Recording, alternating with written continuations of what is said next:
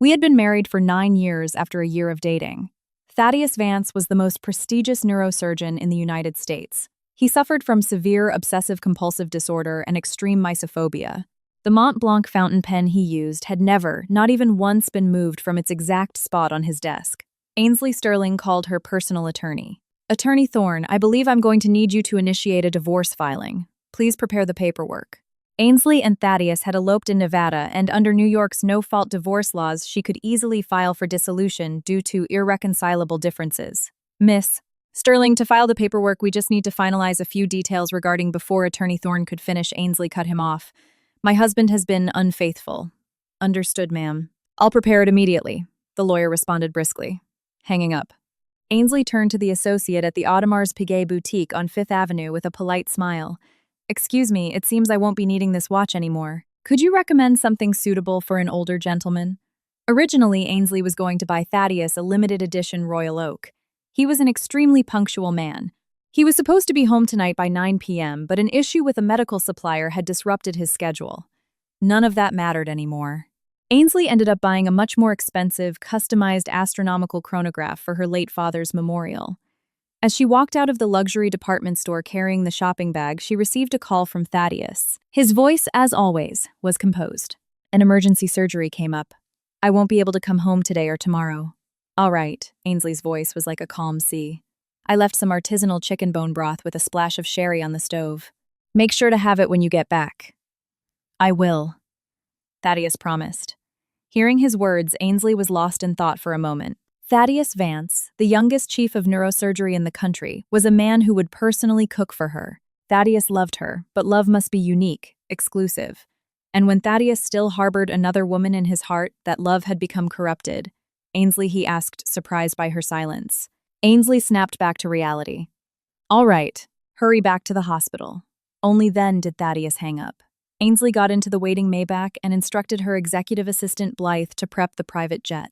She flew back to New York City as fast as possible. 13 hours later, arriving at her Tribeca penthouse, her midnight suspicions were confirmed.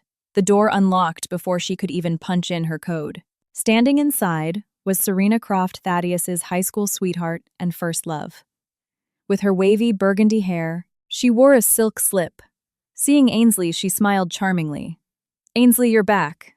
Don't get the wrong idea. I twisted my ankle yesterday, and Thad was just helping me." Without changing her expression, Ainsley asked, "Since when have you been staying here?" "For about 2 weeks. Thad told me the guest room was free. I just moved back to the States and was too lazy to apartment hunt." Serena purposely left the sentence hanging. She wanted to see Ainsley angry hurt. As a woman, Ainsley knew exactly what she was trying to do. She simply nodded. "Ah, I see." Walking past her, Ainsley offered a gentle piece of advice. "Still, Serena, it would be best if you looked for a place soon. You can't stay here forever." Back in the master bedroom upstairs, an indescribable bitterness filled Ainsley's eyes. A moment ago, she had seen a silver ring hanging from a chain around Serena's neck. Thaddeus had an identical one. Ainsley had seen it in a drawer in his study. Passing by the kitchen, the broth on the stove was still simmering.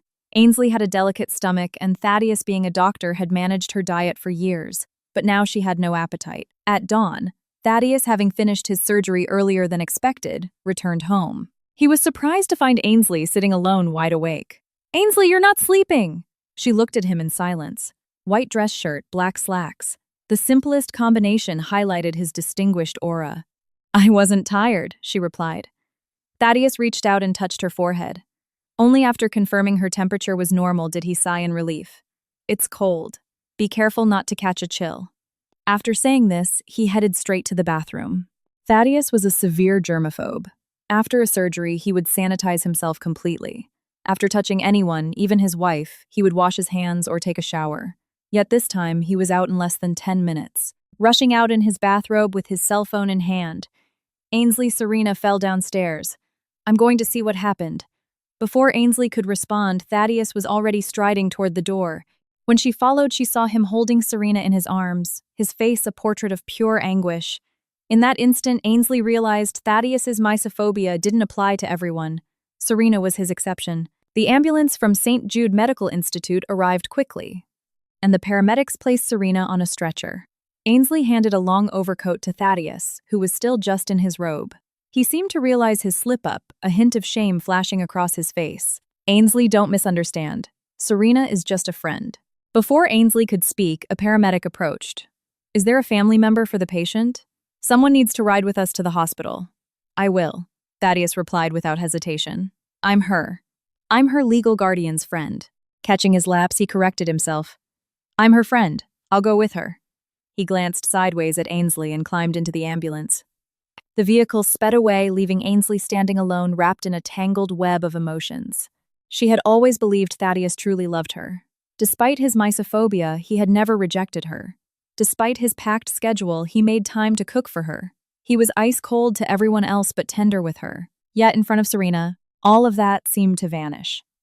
The next morning at the Sterling Group headquarters in Manhattan, Miss Sterling, the divorce proceedings with Dr. Vance have begun. The relevant documents have been filed with the New York Supreme Court. Attorney Thorne reported clearly. Ainsley, wearing gold-rimmed glasses, stared distractedly out the floor-to-ceiling window. How do you plan to handle the division of assets? The lawyer continued. Ainsley snapped back, gently massaging her temples. I'll keep the Tribeca penthouse. The rest of the marital assets will be split down the middle as per state law. That penthouse was the first property she had bought with her own money after becoming independent. After her father's death from cancer, it had become her only true sanctuary. She couldn't give it to Thaddeus. Ma'am, given the clear evidence of the other party's infidelity, we could push for a much more aggressive settlement. Leave him with almost nothing, Thorne suggested. Ainsley smiled bitterly. There's no need. Split the liquid assets in half. Consider it payment for saving my life. 10 years ago, Ainsley had been in critical condition after a severe car accident orchestrated by a corporate rival. Despite opposition from other senior surgeons, Thaddeus insisted on operating, saving her life. Therefore, giving him half was only fair. Thorne didn't press the issue. The final divorce decree will be processed soon. Where should we send it? To St. Jude Medical Institute. It was the place Thaddeus spent the most time.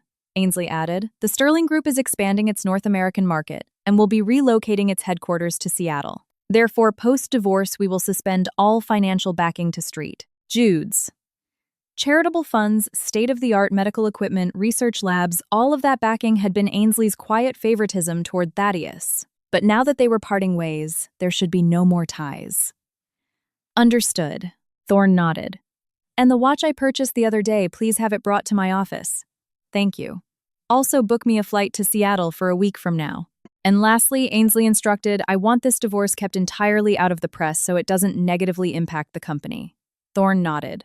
Only then did Ainsley stand up and head to the private elevator.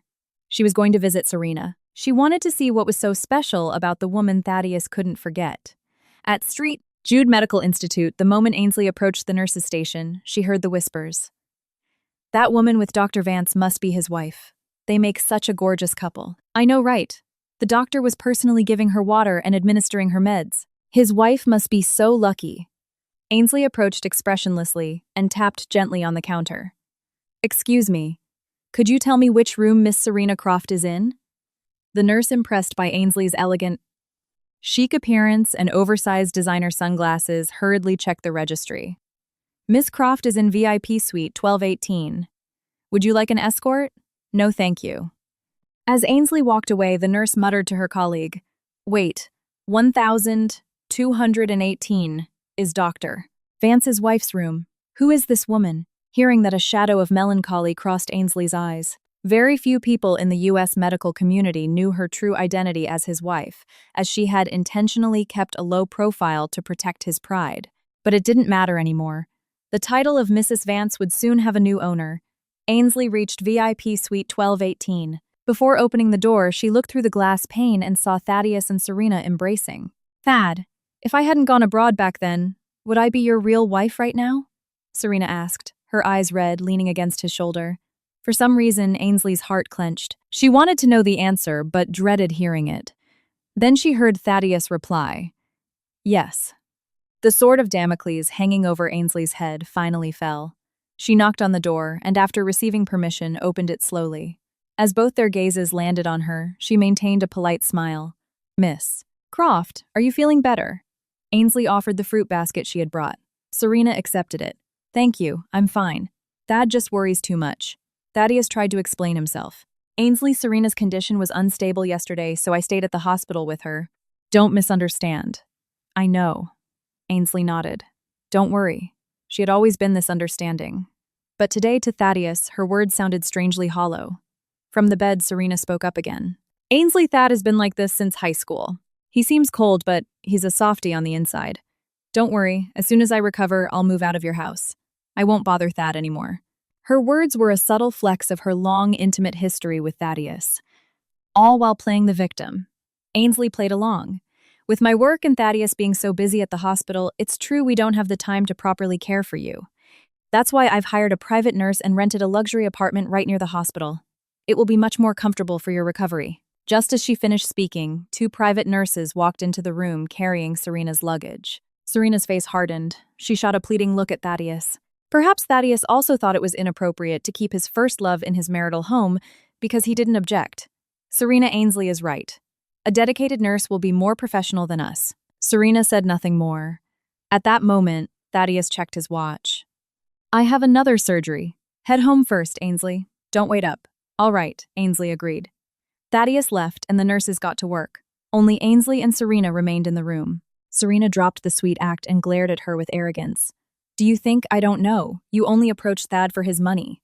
If it weren't for him, how could you afford to live in Tribeca? She scoffed. A materialistic woman like you doesn't deserve him. But don't worry when you guys divorce. I'll make sure he gives you a nice alimony payout. Ainsley found it almost comical. I see Dr. Vance hasn't told you who I am, Serena replied disdainfully. What does it matter who you are? Thad doesn't love you. He's only with you to distract himself from the pain of losing me, forcing himself to love someone else. If it hadn't been you, he would have married literally anyone else. Then I hope your dream comes true. Ainsley replied ambiguously, turning on her heel to leave. Downstairs, she got into her waiting car. She looked up at St. Jude Medical Institute. It was probably the last time she would ever be here. Goodbye, and may we never cross paths again. In the dead of night, Thaddeus still hadn't returned home. Ainsley sent him a text. Did your surgery end? When are you coming home? Surprisingly, a reply came immediately. The surgery ended a while ago. He's exhausted and fell asleep right next to me. Don't interrupt us. The tone was unmistakably Serena's. Ainsley's hand trembled, nearly dropping her phone. She realized that Thaddeus's true home was wherever Serena was. Ainsley's gaze landed on the wedding portrait hanging in the center of the bedroom, taken at a private estate in the Hamptons. She was 21 then. Her father hadn't died of cancer yet. With his last bit of strength, he had placed Ainsley's hand in Thaddeus's. Please take care of her, cherish her, and make my daughter happy. Let her live a joyous life. That was his dying wish to his son-in-law. And Thaddeus had sworn, I will love Ainsley for the rest of my life and treat her well always. But he had broken his promise.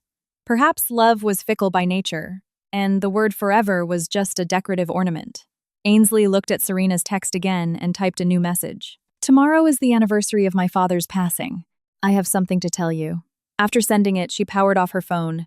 She tossed and turned that night, unable to sleep. The next morning at Greenwood Cemetery in Brooklyn, the sky was overcast and a fine drizzle was falling. Her father used to love wine. Ainsley had arranged for several cases of vintage Pinot Noir and champagne to be brought to the headstone. She poured the contents of a bottle onto the grass. Dad, he lied to me.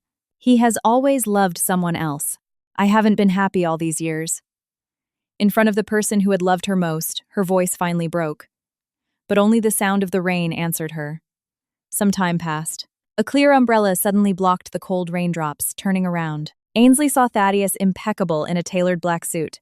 His amber eyes were full of concern. He gently stroked her cheek. Ainsley, why are you crying? The tips of his fingers were warm.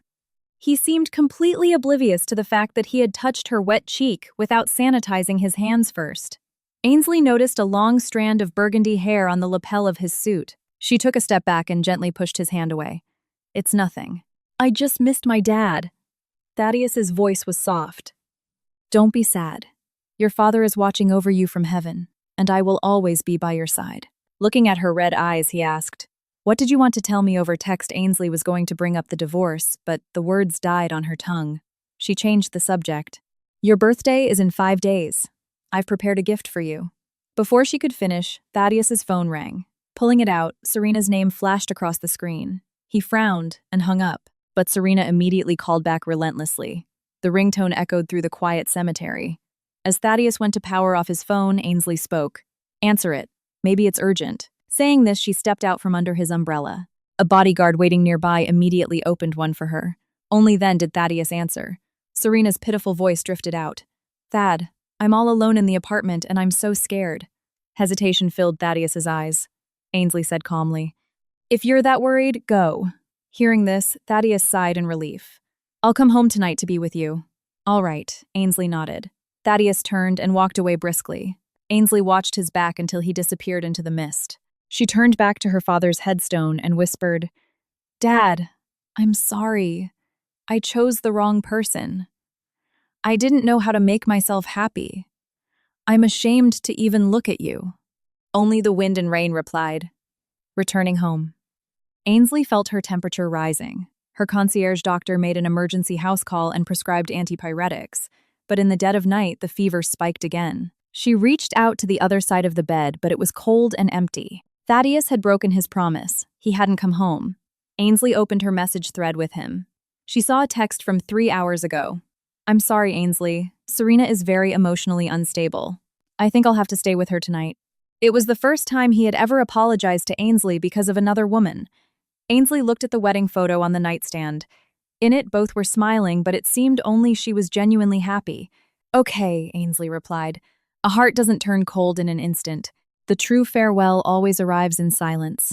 At 9:30 a.m., Thaddeus arrived home punctually with breakfast. Ainsley, he called out of habit, but there was no response. He bit his lip, took off his coat, thoroughly sanitized his hands, and carefully entered the bedroom. Seeing Ainsley in bed, he sighed in relief without realizing it. He sat on the edge of the mattress and noticed a half-empty blister pack of pills. At that moment, Ainsley opened her eyes. You're home! Why didn't you tell me you were sick? Worry filled his eyes. Ainsley replied calmly. Just a mild cold. I'm fine now. Besides, would Thaddeus have left Serena to come to her side if she had told him no? She didn't want to humiliate herself. Thaddeus didn't press further. He noticed the nightstand was bare. Where is our wedding photo? He was highly sensitive to the exact placement of every object in the house. It was fading a bit. I sent it out to be restored, Ainsley improvised. She knew Thaddeus wouldn't care enough to verify. As expected, he just nodded. I brought breakfast. All your favorites. Thank you, Ainsley replied courteously. When she came out of the bathroom, the breakfast she used to love was plated on the dining table. Smoked salmon bagels, the bread toasted perfectly high-end cream cheese, and freshly squeezed orange juice. For 10 years, Thaddeus had remembered all her preferences. Ainsley was lost in thought for a moment. If Serena didn't exist in Thaddeus's heart, this life would have been truly happy. But there are no ifs in this world. Thad, if you have time today, let's go for a walk, Ainsley proposed suddenly. Thaddeus didn't hesitate. Sure. After breakfast, Ainsley watched Thaddeus change his clothes and methodically sanitize his hands, feeling a pang of bitterness. Thad, today will be our final goodbye. Without a chauffeur or security detail, they took a cab to the New York Aquarium. Colorful tropical fish swam in schools inside massive tanks.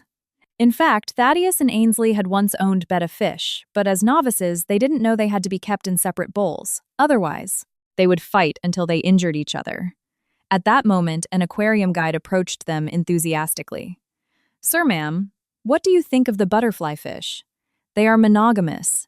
If one dies, the other never seeks another mate. It's a very beautiful symbolism. Why was fidelity considered such a grand symbolism? It should be the bare minimum. Yet, for some reason, Ainsley suddenly asked, Dr. Vance, if I died, what would you do? Hearing the question, Thaddeus frowned and reprimanded her strictly. Don't say such ominous things. Then, with a dead serious expression, he added, if you leave this world, it wouldn't take long for me to follow you. Ainsley froze. Thaddeus's tone was undoubtedly firm, but that couldn't hide the fact that his heart harbored love for another woman. In the end, Ainsley bought a pair of butterfly fish and a small, elegant desktop tank. Thad, how about we put this in your office? She suggested. I want you to think of me every time you see them. I'll be leaving your side soon too. No problem, Thaddeus agreed immediately, entirely missing her double meaning. On their way back, they surprisingly took the subway. The train car was packed. Thaddeus unexpectedly wrapped his arms around her, holding her tightly to shield her from the crowd. It was an unprecedented display of public intimacy initiated by him. But just then, his phone buzzed again. Ainsley, can you answer it for me? It's in my pocket, Thaddeus asked casually. Ainsley realized that by holding her in public, he seemed to have completely forgotten his mysophobia. She pulled his phone out without thinking. It was Serena. Thad, where are you? I wanted you to be with me. Serena's voice on the other end was sickly, sweet, and flirtatious. Thaddeus looked at Ainsley momentarily speechless. He felt a wave of embarrassment, and a strange, creeping unease sprouted in his chest. He felt that if he went to Serena today, he would lose Ainsley forever. But Ainsley loved him so much. How could she ever leave him go? Ainsley said considerately. I'll have the driver pick me up at the next stop. Right then, the automated subway announcement chimed. Next stop, Utopia Parkway. Last stop on this train. For some reason, they both fell silent. The train rolled into the final station quietly. Ainsley, this is the last time. I promise you, Thaddeus consoled her. All right, Ainsley nodded. As Thaddeus prepared to turn around with the bag holding the butterfly fish, Ainsley's cold hand grabbed his wrist. He was slightly surprised but didn't resist. What is it? Ainsley squeezed his hand tighter, then slowly let her fingers interlock with his. She shook her head. It's nothing. I just suddenly felt that we've gotten too used to each other. Don't you think Thaddeus bit his lip and nodded? We've been together for 10 years. It's normal to be accustomed to each other. Then from now on, I'll have to make an effort not to be so used to you. After all, in just 4 days, she would completely disappear from Thaddeus's world. Ainsley smiled softly and let go of his hand, bit by bit. Thaddeus felt a sudden hollow void in his chest. Hurry up! Go! Don't make her wait too long, Ainsley urged. Thaddeus looked at her deeply, then turned and walked away. Ainsley watched his silhouette until it vanished. She looked up at the sign for Utopia Parkway. Perhaps Thaddeus would never realize that passengers who disembark at the final stop rarely cross paths again. In Thaddeus's life, there would never be a second Ainsley Sterling. 7:30 p.m. The Tribeca penthouse. Ainsley surveyed the home she had shared with Thaddeus for 9 years. Heavy medical textbooks on the shelves, his specific brand of insulated mug on the kitchen island, the potted bamboo on the balcony, his footprints were everywhere. Ainsley walked into the walk-in closet. Thaddeus preferred a minimalist, black and white aesthetic. She liked vibrant, striking colors. Their clothes hanging side by side looked harmonious, yet distinctly dissonant, much like the 10 years they had spent deceiving themselves. Exhausted, Ainsley texted her assistant. Blythe, call a moving company. Right away, Miss Sterling, Blythe replied promptly. Ainsley then contacted attorney Thorne. Elias. Please transfer the title of my West Village brownstone to Mr. Vance. I've already arranged for his belongings to be moved there. The West Village brownstone was a 15-minute drive from St. Jude Medical Institute. Early in their marriage, Thaddeus had wanted to establish their home there, but his grueling residency hours kept him from house hunting. Ainsley suggested the Tribeca penthouse because it held special meaning to her, and they finally settled there. Last year, Ainsley had secretly bought back a stunning brownstone in the village and completely renovated it. It was meant to be her gift for Thaddeus's 30th birthday, only now she wouldn't be able to celebrate it with him. Not his 30th, nor any birthday after. Watching the movers pack up Thaddeus's belongings, one by one, Ainsley didn't feel the crushing sadness she had anticipated. Falling in love was simple. Falling out of love was too. When the secretary left with the movers, Ainsley reminded her, do not tell anyone I am moving to Seattle, nor that I am relocating the corporate headquarters. Blythe nodded seriously. Understood, ma'am. I will ensure no one at the Sterling Group leaks the information. Once they were gone, the penthouse returned to a deafening silence. It had finally reverted to its original state, a home solely for Ainsley Sterling. Meanwhile, in the surgical wing of St. Jude Medical Institute, Thaddeus sat silently, watching the butterfly fish swim in their sleek glass tank, feeling incredibly restless. He remembered the scene when he had dropped by Serena's apartment earlier. Thad, did she buy that for you? Serena had asked sharply from the couch when he carefully set the fish tank down on the counter. Have you actually fallen in love with that woman? Of course not, Thaddeus denied almost instinctively. It's just habit. Serena reached out to him. That's a bad habit. You need to fix it. Thaddeus had lightly squeezed Serena's fingertips, adjusted her blanket, and said nothing. Tap. A butterfly fish suddenly bumped against the glass of the tank. The faint sound pulled Thaddeus out of his reverie. He looked at his desk, the pen holder, the file organizer, the fountain pen, all luxury items from Tiffany & Co. The pen holder and the organizer had tiny daisy stickers hidden on the bottom. Ainsley loved daisies. In fact, wherever Thaddeus looked, there were traces of Ainsley. The high-end Herman Miller ergonomic chair retailing for thousands of dollars, the emerald velvet curtains chosen by Ainsley because they were soothing for the eyes after long surgeries. Thaddeus sat frozen. His entire world was already saturated with Ainsley. Like a man possessed, he pulled out his phone and opened his text thread with her. There were no unread messages. He frowned instantly. How is this possible? Ainsley usually texted him throughout the day, sharing little details, or at least asking what time he'd be home. Thaddeus took a photo of the fish tank and sent it as a test. Ainsley, the fish are adapting well. 2 hours passed and Ainsley didn't reply. Thaddeus's heart suddenly sank. Just as he was about to call her, a reply came through. Yes. I hope they live happily ever after. Only then did Thaddeus let out a breath he didn't know he was holding. Ainsley, I have several major surgeries to oversee at the hospital lately. I'll be pulling night shifts. Don't wait up. After sending that, a nurse called him and he stepped into a consultation room. He had no idea that at that very moment, Ainsley was already drawing a permanent dividing line between them. The following day at noon, the doorbell rang at the Tribeca penthouse. Ainsley thought it was her lunch delivery, but upon opening the door, she found Serena Croft standing there looking perfectly fine with no trace of a sprained ankle. Miss Croft, what do you want? Obviously, I'm here to tell you to bow out, gracefully. Divorce. That already. Serena crossed her arms and glared. Thaddeus's hesitant reaction yesterday had made her feel a profound sense of crisis. Don't speak. Just listen. Serena dialed Thaddeus's number, put it on speaker, and signaled Ainsley to keep quiet. Thad, it's me. I want to ask you something, and you have to answer me honestly. Okay, came Thaddeus's gentle voice over the line. Do you truly love Ainsley Sterling? Serena demanded. Ainsley held her breath for a fraction of a second. Thaddeus remained silent for a long moment before answering. Serena, I've been with her for 10 years. I've just gotten used to having her by my side.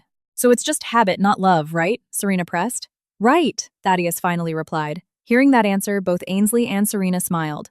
Ainsley's smile was tinged with profound bitterness. She realized she had wasted 10 years of her life on an unrequited illusion. Serena's smile was full of mockery, thinking Ainsley had been too overconfident. For 2 days, Thaddeus genuinely did not come home. To the sparse messages he sent between his hospital duties, Ainsley always replied with brief, polite responses. When love reaches its end, it is irreversible. It's better to let go and become strangers once more. Ainsley sat by the floor-to-ceiling window of her living room, lost in thought. She would leave for Seattle tomorrow. Thaddeus hadn't come home, nor had he sent any more messages. Suddenly, a fountain pen sitting on a side table caught her eye. It was Thaddeus's favorite Mont Blanc, the very one that had inadvertently triggered her decision to leave. It must have fallen out by mistake during the packing process. Since they had decided to separate, she should return it to its owner. Ainsley stood up and headed to the underground garage. 30 minutes later, she arrived at St. Jude Medical Institute. Before reaching Thaddeus's office, Ainsley overheard a couple of patients chatting in the hallway. Apparently, Dr. Vance only drops his germophobia for his wife. With her, anything goes. Yeah, I saw it too. I wonder what they're like when they're alone. First the nurses, now the patients.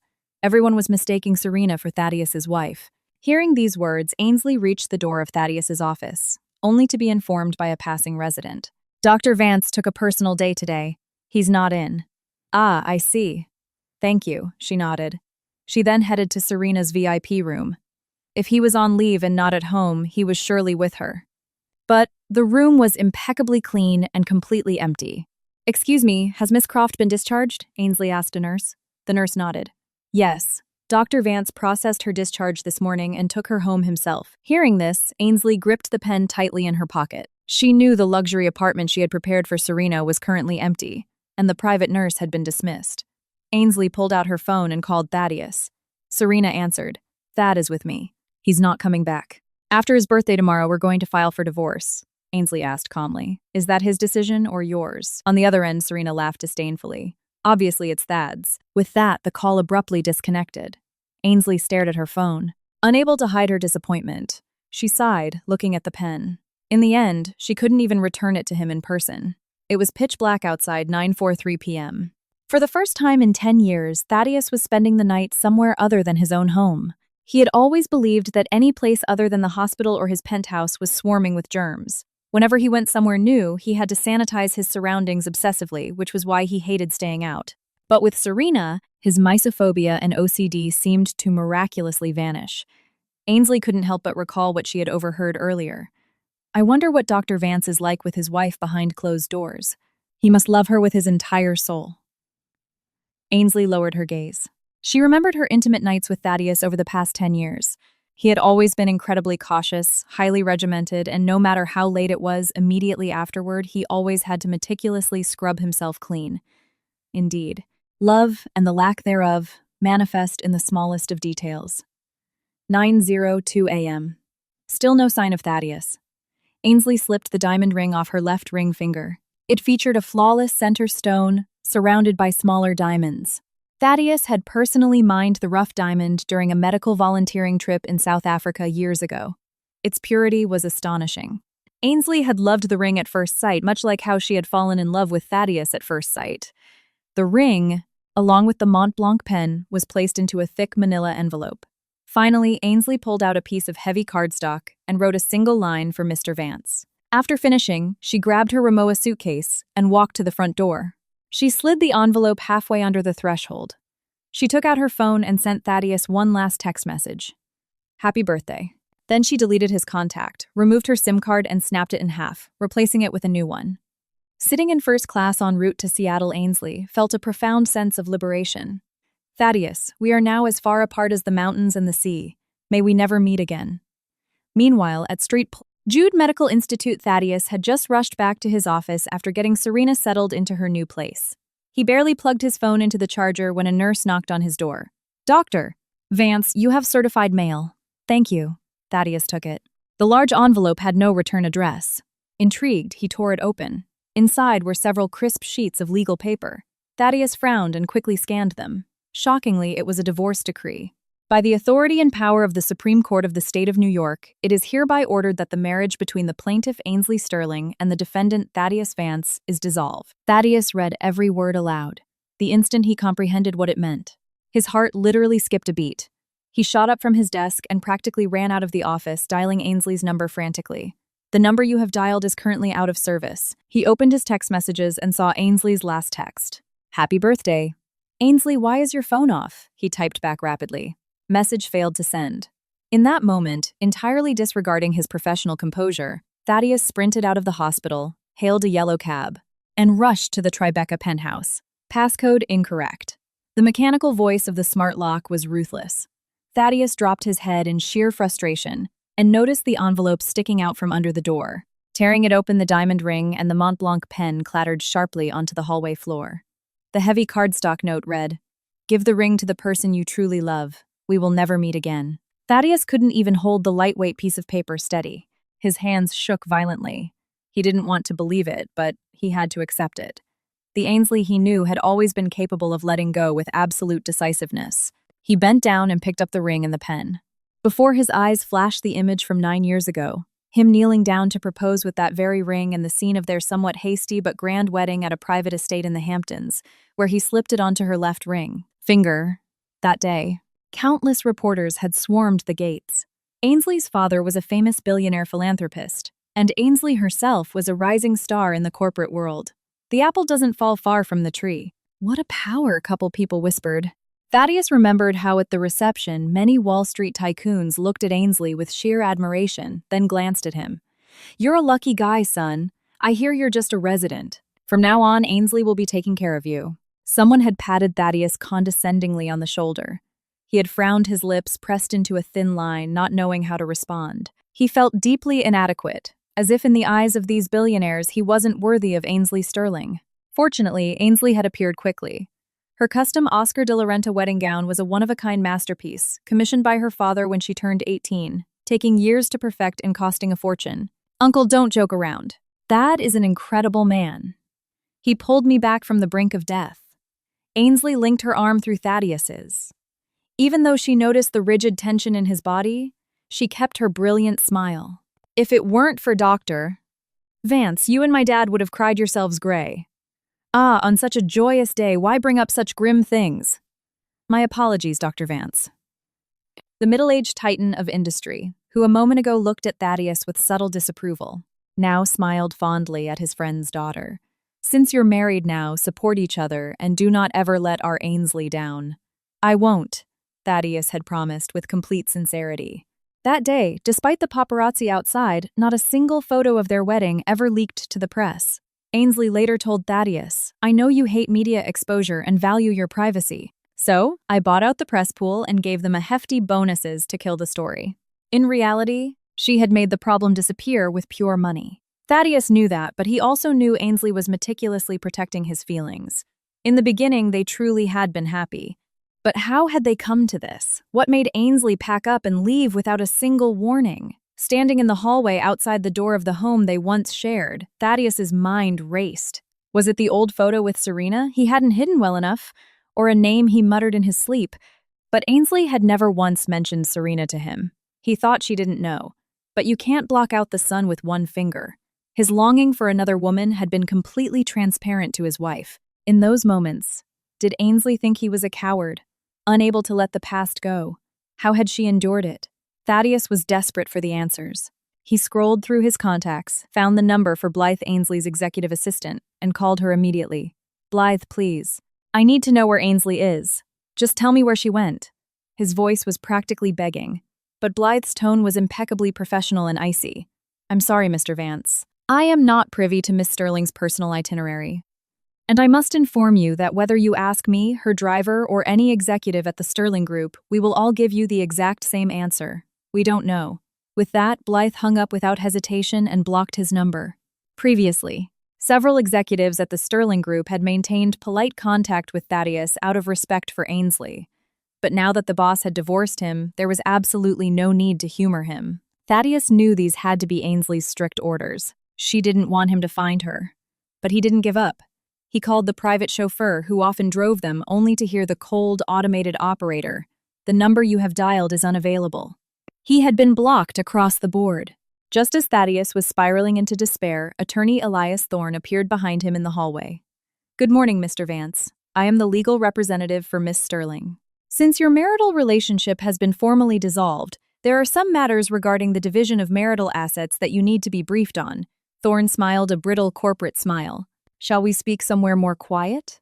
Thaddeus nodded mechanically. If he had harbored even a shred of hope that this divorce was a misunderstanding, seeing the high-powered attorney destroyed it completely, Ainsley truly didn't love him anymore. Attorney Thorne led him to a high-end cafe around the corner, adjusted his glasses and got straight to the point. "Mr. Vance, I'll be brief. What was the exact cause of fault my client presented to the court? I imagine you know." A vague thought crossed Thaddeus's mind, but he recalled Ainsley's behavior over the past few days. She hadn't seemed to care at all. In that moment, a horrifying realization hit Thaddeus. Every single time Serena needed him, whether he immediately agreed or hesitated and looked to Ainsley for her opinion, Ainsley had always smiled softly and practically sent her husband off to another woman. No jealousy, no envy. She never even asked who Serena was, not even when Serena brazenly moved into their home. This reaction could only mean two things. First, Ainsley already knew Serena was the first love he couldn't forget. Second, Ainsley had already decided she no longer loved him, or she was utterly, completely disappointed in him. Disappointment piled upon disappointment until she finally chose to walk away. That was why Ainsley's lack of arguments, her gentle understanding, and her terrifying silence over the last week were actually the quiet process of her gradually giving up on him. Thaddeus's face drained of all color. "You committed adultery, did you not?" Thorne stated without an ounce of emotion. His client, Ainsley Sterling, was one of the most brilliant business magnates in the country. She shouldn't have been tied down to a man like this for a decade. Returning to the matter at hand, Mr. Vance. According to Miss Sterling's wishes, with the exception of the Tribeca penthouse, all other liquid marital assets will be divided equally. With this capital, you will be able to live an exceedingly comfortable life. Thorne slid a thick legal binder toward Thaddeus. "By the way, Miss Sterling has gifted you an additional piece of real estate as part of the settlement. It's detailed on the last page. You just need to sign the transfer deed."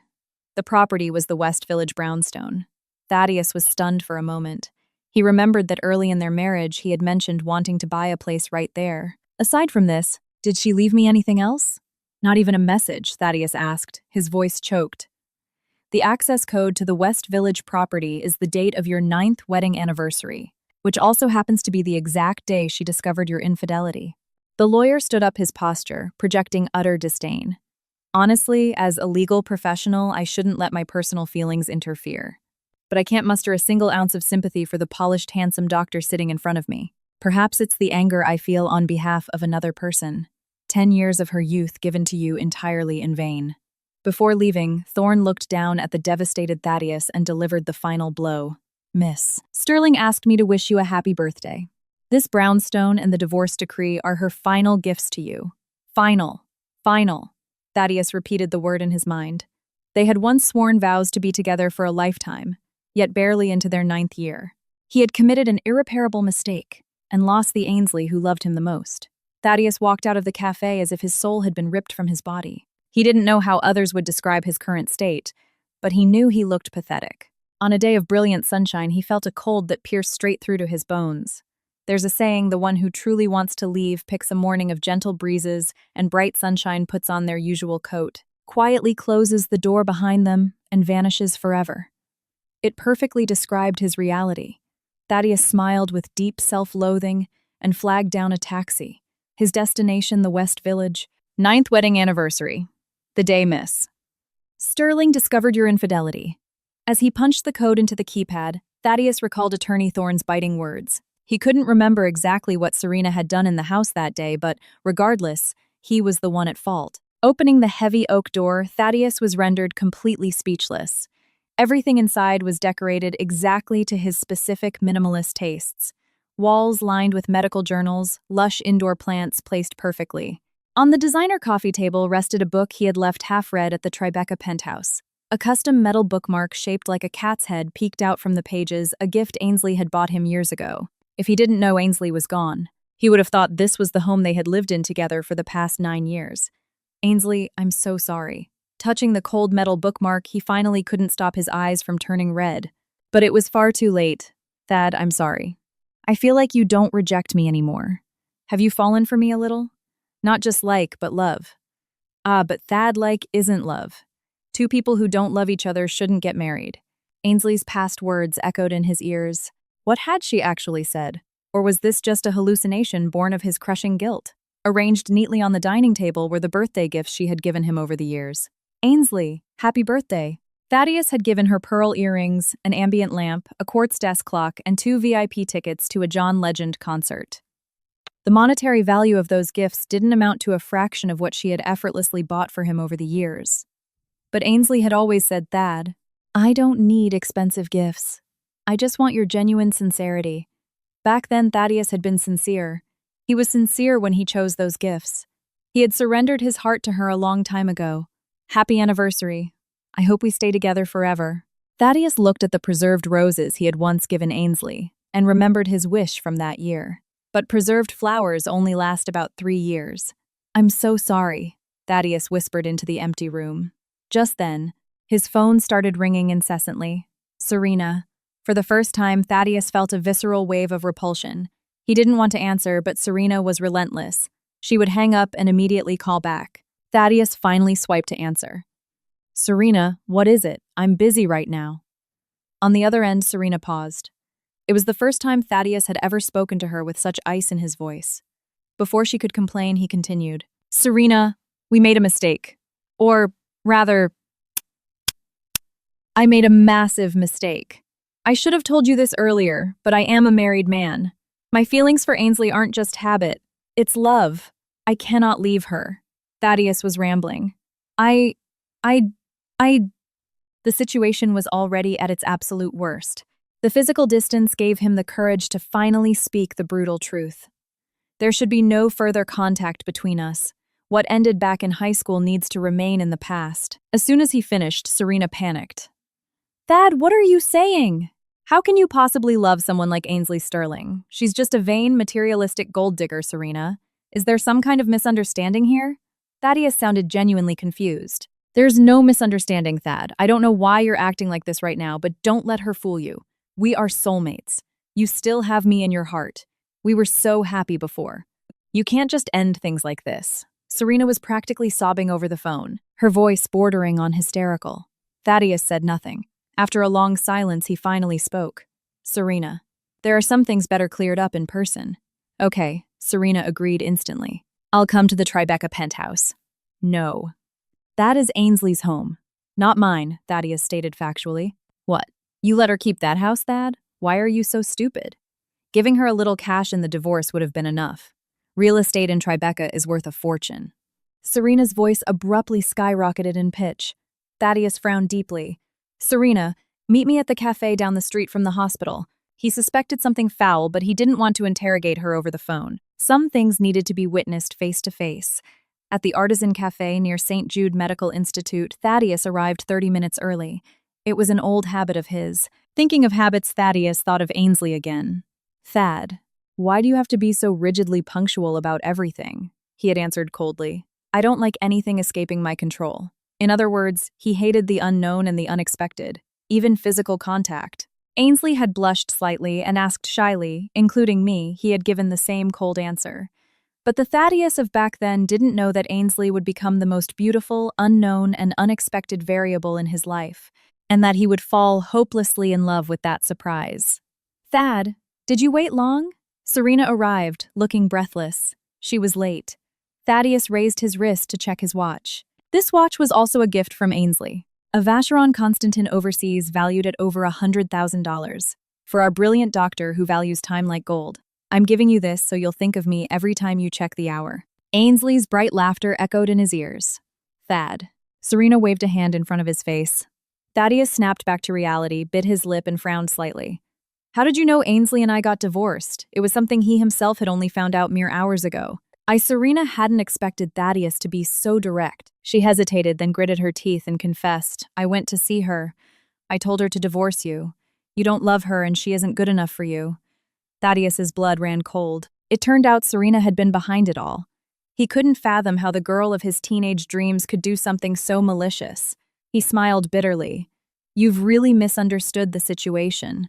Facing Serena's bewildered look, Thaddeus's voice cracked slightly. Ainsley is the one with a net worth in the billions. She is the CEO of the Sterling Group. The penthouse in Tribeca belonged to her from the very beginning. He remembered the comment Serena had made on the phone. What? Serena couldn't process the words. Don't joke around, Thad. I'm dead serious. You know me. I don't lie. Thaddeus's expression was unnervingly serene. How is that possible? How could Ainsley Sterling be the CEO of the Sterling Group? She was just a trophy wife that you financially supported. Serena shook her head in disbelief. Thad, you're messing with me, right? I love you with or without money. I love you, flustered. Serena reached across the table to grab his hand, but he smoothly dodged her grasp. Serena, I am just a doctor. I am not the billionaire you imagined.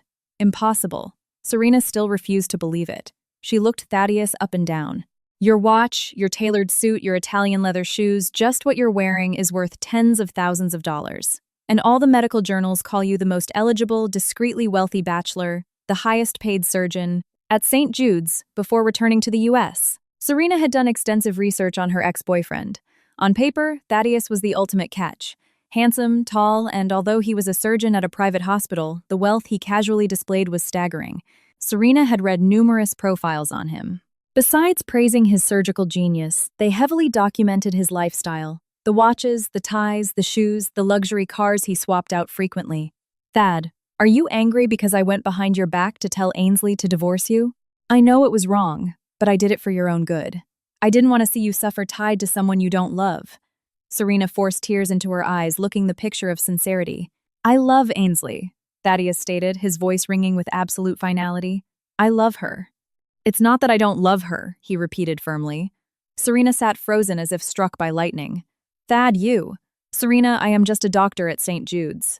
All of those extraordinary material luxuries you researched, they were all provided by Ainsley. Simply put, for the past 9 years, I have been living entirely off her wealth. Do you understand? Reaching this point, Thaddeus accepted reality with a crushing calmness.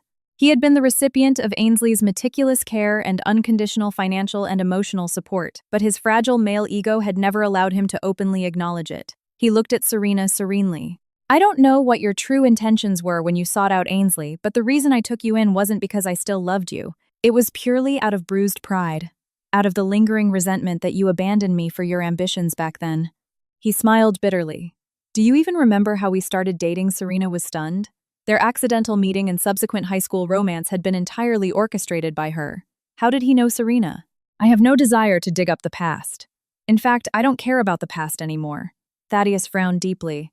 What I want to know is what else you've done since you came back. He lowered his gaze. I shouldn't have felt pity for you. I shouldn't have brought you into my home. I shouldn't have entertained nostalgia. All of this is my fault. Thaddeus's gaze sharpened his tone, dropping to a freezing register. Tell me what other lies you've told and exactly what you did to Ainsley. With her carefully constructed fantasy shattered, Serena felt a surge of panic and guilt. She didn't dare look him in the eye. I just advised her to divorce you. I answered a couple of your calls and told her we were sleeping together. Even now, Serena harbored a tiny sliver of hope. Even if all that money belonged to Ainsley post-divorce, Thaddeus would surely receive a massive settlement. It was money someone like Serena could never earn in a lifetime. Besides, Thaddeus was a top-tier surgeon. His base salary was well into the high six figures, not including bonuses. It was more than enough to fund a lavish lifestyle. Thad, I was wrong. But Ainsley doesn't want you anymore, and you're already divorced. Before Serena could finish, Thaddeus cut her off his face. A mask of disgust. He was utterly disappointed.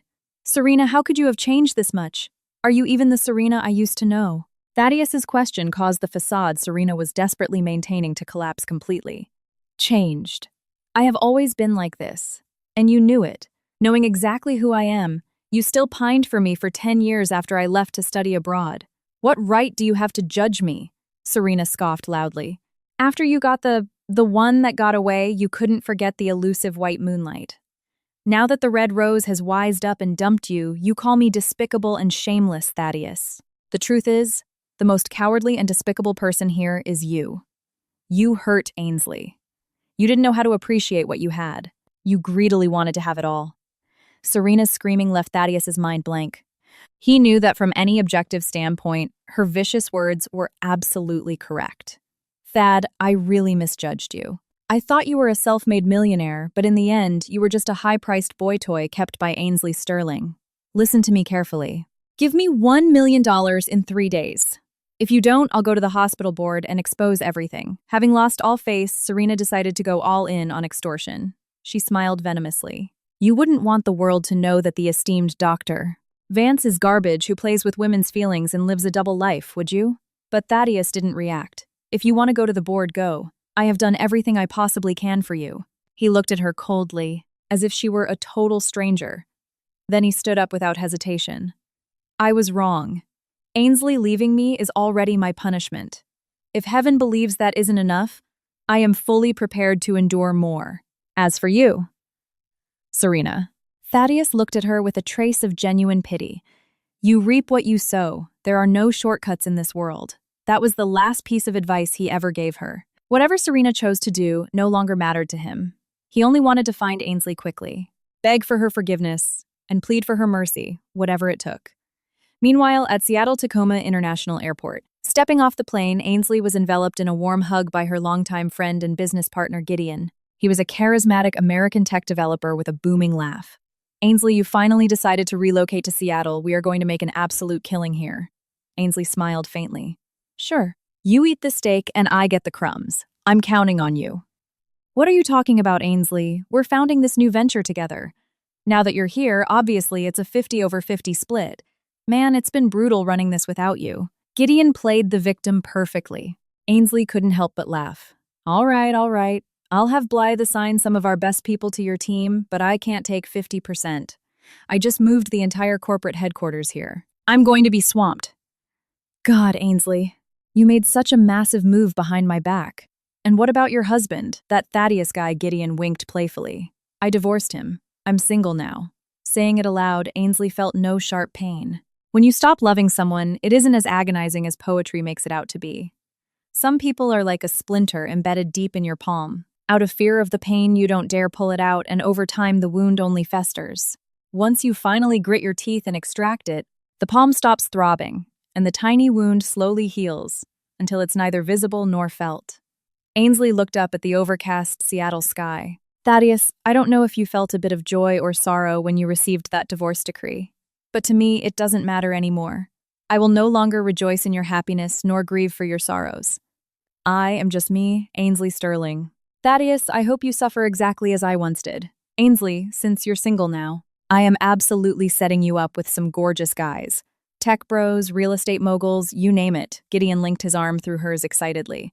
Fine by me, Ainsley agreed. She needed to move forward and naturally meet new people. That night, under the neon lights of downtown Seattle, she drank, sang, and reveled in her newfound freedom. The next morning in the West Village brownstone, Thaddeus tossed and turned, plagued by endless dreams all about Ainsley, both joyous and devastating.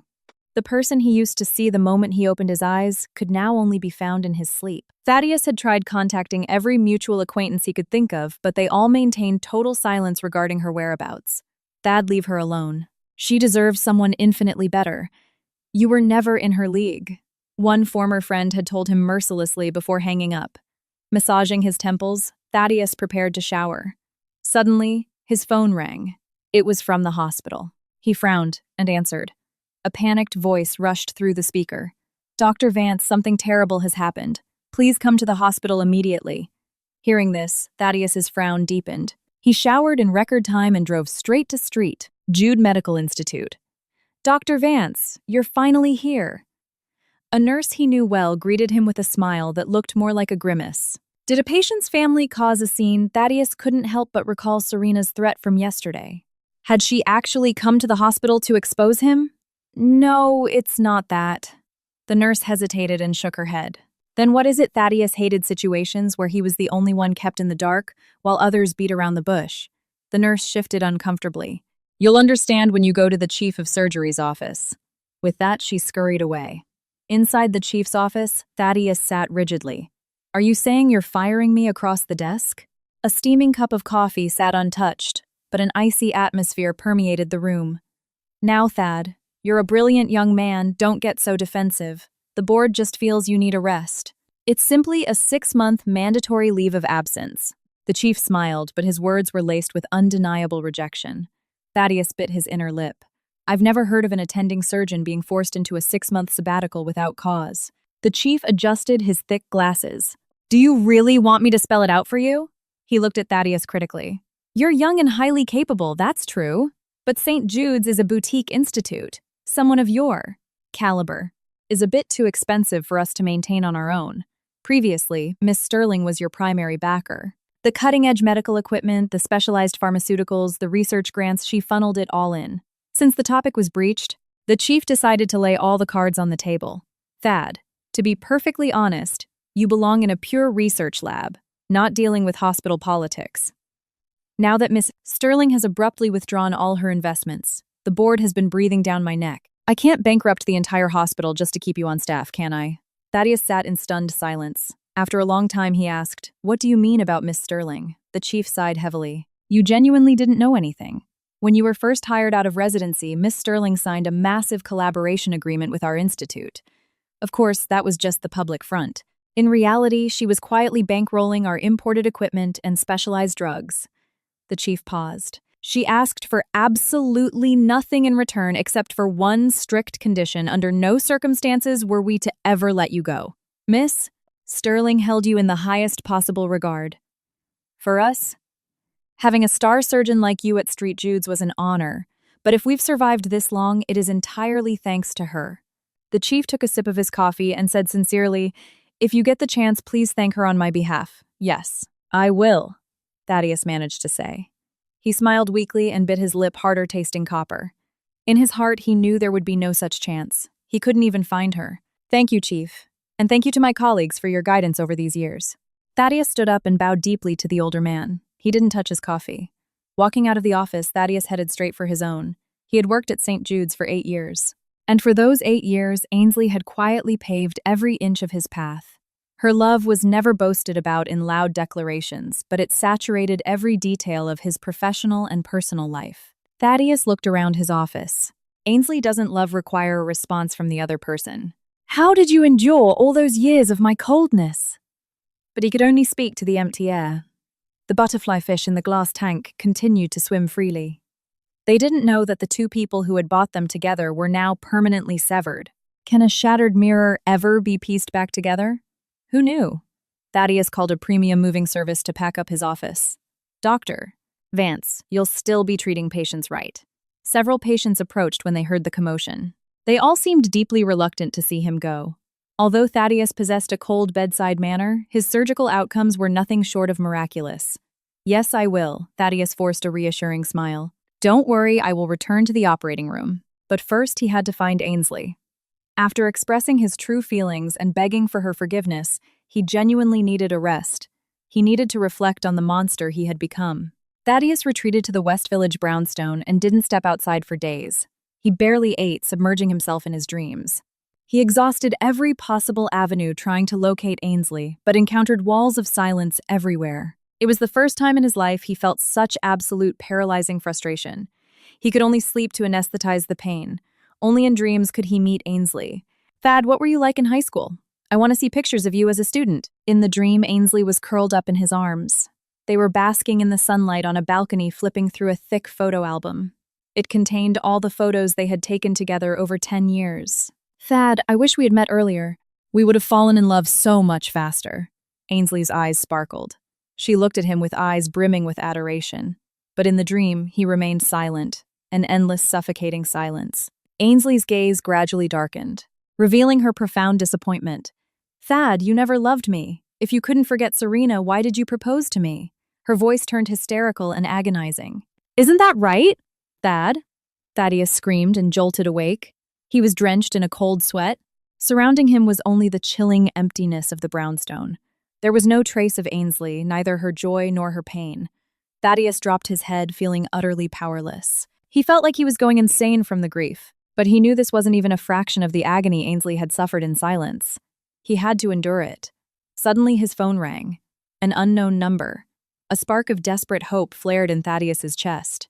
Could it be Ainsley? Upon answering, he heard Serena's terrified voice. "Thad, save me." Thaddeus frowned. He couldn't understand why Serena was so relentlessly persistent. He had already deleted all his social media accounts and blocked her number. "Miss Croft, if you are in trouble, you should call 911, not your ex-boyfriend." Thaddeus was certain Serena was pulling her usual manipulative stunts. "No," Serena shrieked. "Thad, only you can save me. They're coming after me. They want to put me in federal prison. They want to kill me." She was rambling incoherently. Thaddeus found it absurd. "Serena, Thad, I know you don't believe me anymore, but this time it's real. If you don't help me, I'll have no choice but to die. If you don't believe me, turn on the news. They've exposed everything." Serena's voice faded as if she were struggling to breathe. Thaddeus opened his laptop and went straight to a major news portal. Breaking news. The Black Widow of high society, a stolen life, finally pays the price. Fake Ivy League degrees exposed. The downfall of Serena Croft, professional grifter. He clicked on a random viral video. Hard evidence had been leaked online by countless angry wives of her former victims. Disgusting text logs, explicit selfies, and even a 10-second dashcam video of an infidelity caught in the act. The more he watched, the more horrifying it became. Thaddeus's expression turned frigid. It turned out the idealized white moonlight he had pined for was actually a monster. Now, even his nostalgic feelings from high school felt utterly contaminated. Serena. "So from beginning to end, I was just another one of your marks." People are like that. They ask questions knowing the brutal answer. As if only by hitting rock bottom can they finally give up completely. "I'm sorry, Thad. I know I hurt you guys, but it was the only way I could live like you do," Serena sobbed over the phone.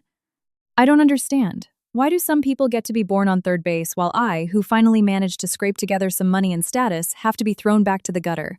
I worked so hard, I just wanted the life I deserved." Thaddeus couldn't stomach Serena's twisted logic anymore. He asked coldly, "Do you truly not realize what you've done wrong?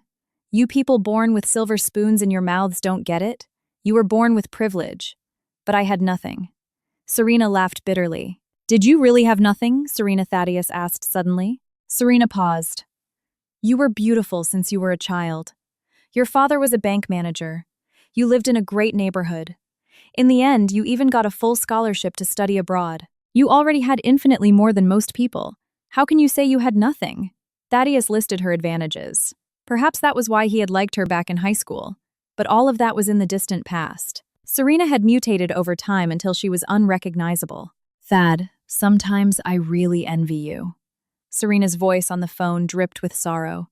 "Your absolute purity makes me feel the injustice of this world even more. Those advantages you mentioned to me, they were chains. Sins." Serena let out a light, desperate laugh. "Whatever. Right now only you can help me. Please help me one last time." Thaddeus felt for the first time that it was impossible to communicate with her. Perhaps they had never actually been looking in the same direction. "Serena, I cannot help you. Everyone must be held accountable for their actions. Regardless of your intentions, what is wrong is wrong. Thaddeus gripped his phone tightly. Thad. Her voice was a pathetic plea. But this time, Thaddeus didn't soften. If you made a mistake, you must bear the consequences. It was a brutal lesson that both he and Serena desperately needed to learn.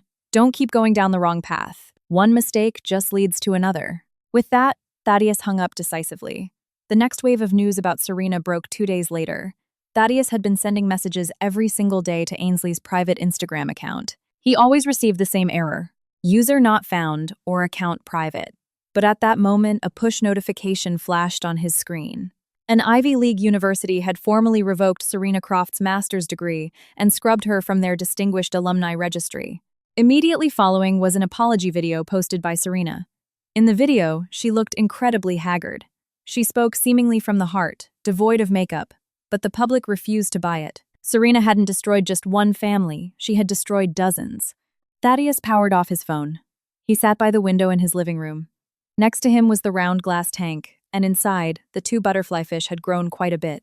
They still swam together like shadows, utterly devoted. Thaddeus couldn't help but remember the day he bought them with Ainsley. Suddenly, he wanted to retrace the steps he had taken with her that day. He wanted to return to the Utopia Parkway subway platform. Meanwhile, in Seattle, Ainsley had just wrapped up a massive negotiation.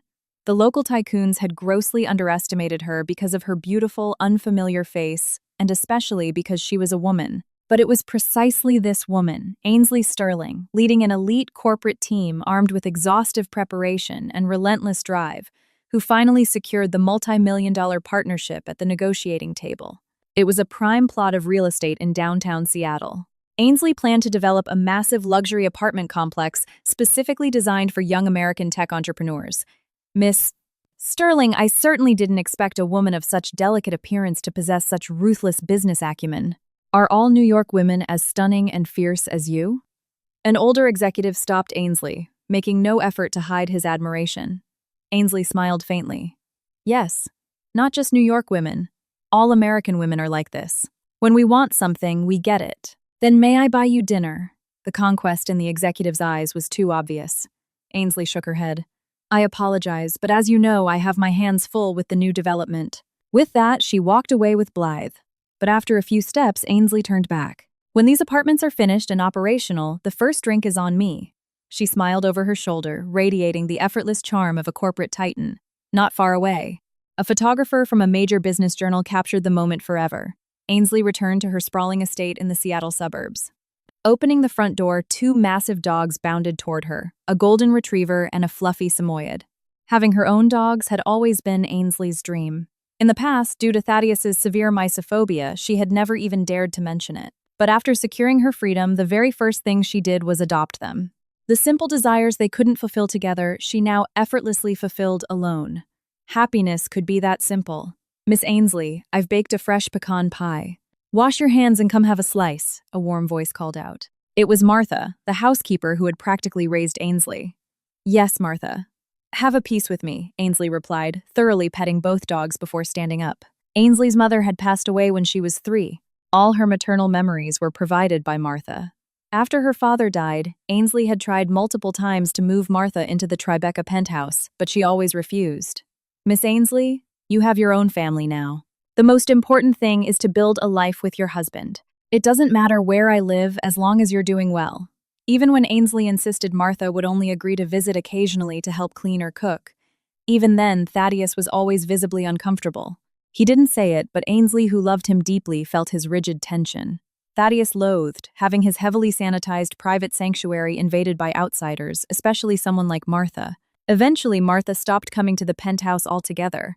Ainsley had no choice but to buy Martha a beautiful home in a quiet New Jersey suburb and visit her when she could.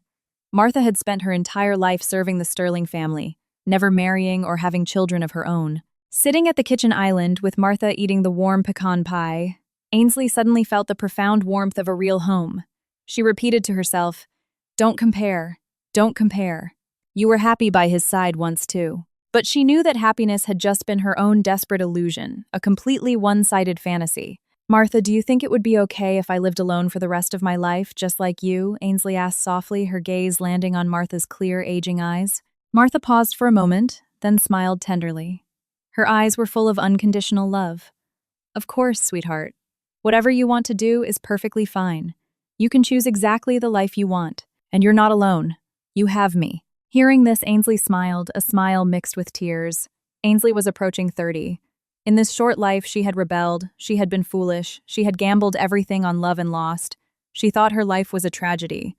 But now she realized that this moment was true perfection. The Sterling Group was expanding aggressively, she had her dogs, people who genuinely loved her, and great friends. She had achieved absolute freedom, untethered to anyone or anything. Oh, sweetheart, don't cry. If Mr. Sterling saw you hurting, it would break his heart. Martha stood up and hugged Ainsley tightly. Your life is only going to get better. We are all right here with you. Ainsley slept incredibly well that night. It was the deepest sleep she'd had in years. She dreamed of her parents. They were holding hands and smiling at her. Ainsley, Mom and Dad are so proud of you. We are watching over you from heaven, and we will bless you until you are truly, completely happy. According to our local correspondent, the young American CEO Ainsley Sterling has successfully acquired 15 acres of highly coveted real estate in downtown Seattle. She plans to construct a state-of-the-art residential complex for young tech entrepreneurs. On a massive jumbotron in Times Square, a financial news anchor was reporting the latest corporate shakeups. Our network secured an exclusive interview with Miss Sterling. Now, ladies and gentlemen, a round of applause for this exceptional visionary. Below the glowing screens, people scrolling on their phones or rushing to work paused to admire Ainsley's achievement. The housing crisis in major tech hubs had always been a massive issue. Now that someone was building subsidized luxury housing for startups, others might follow suit. Ainsley had explicitly stated this in her interview.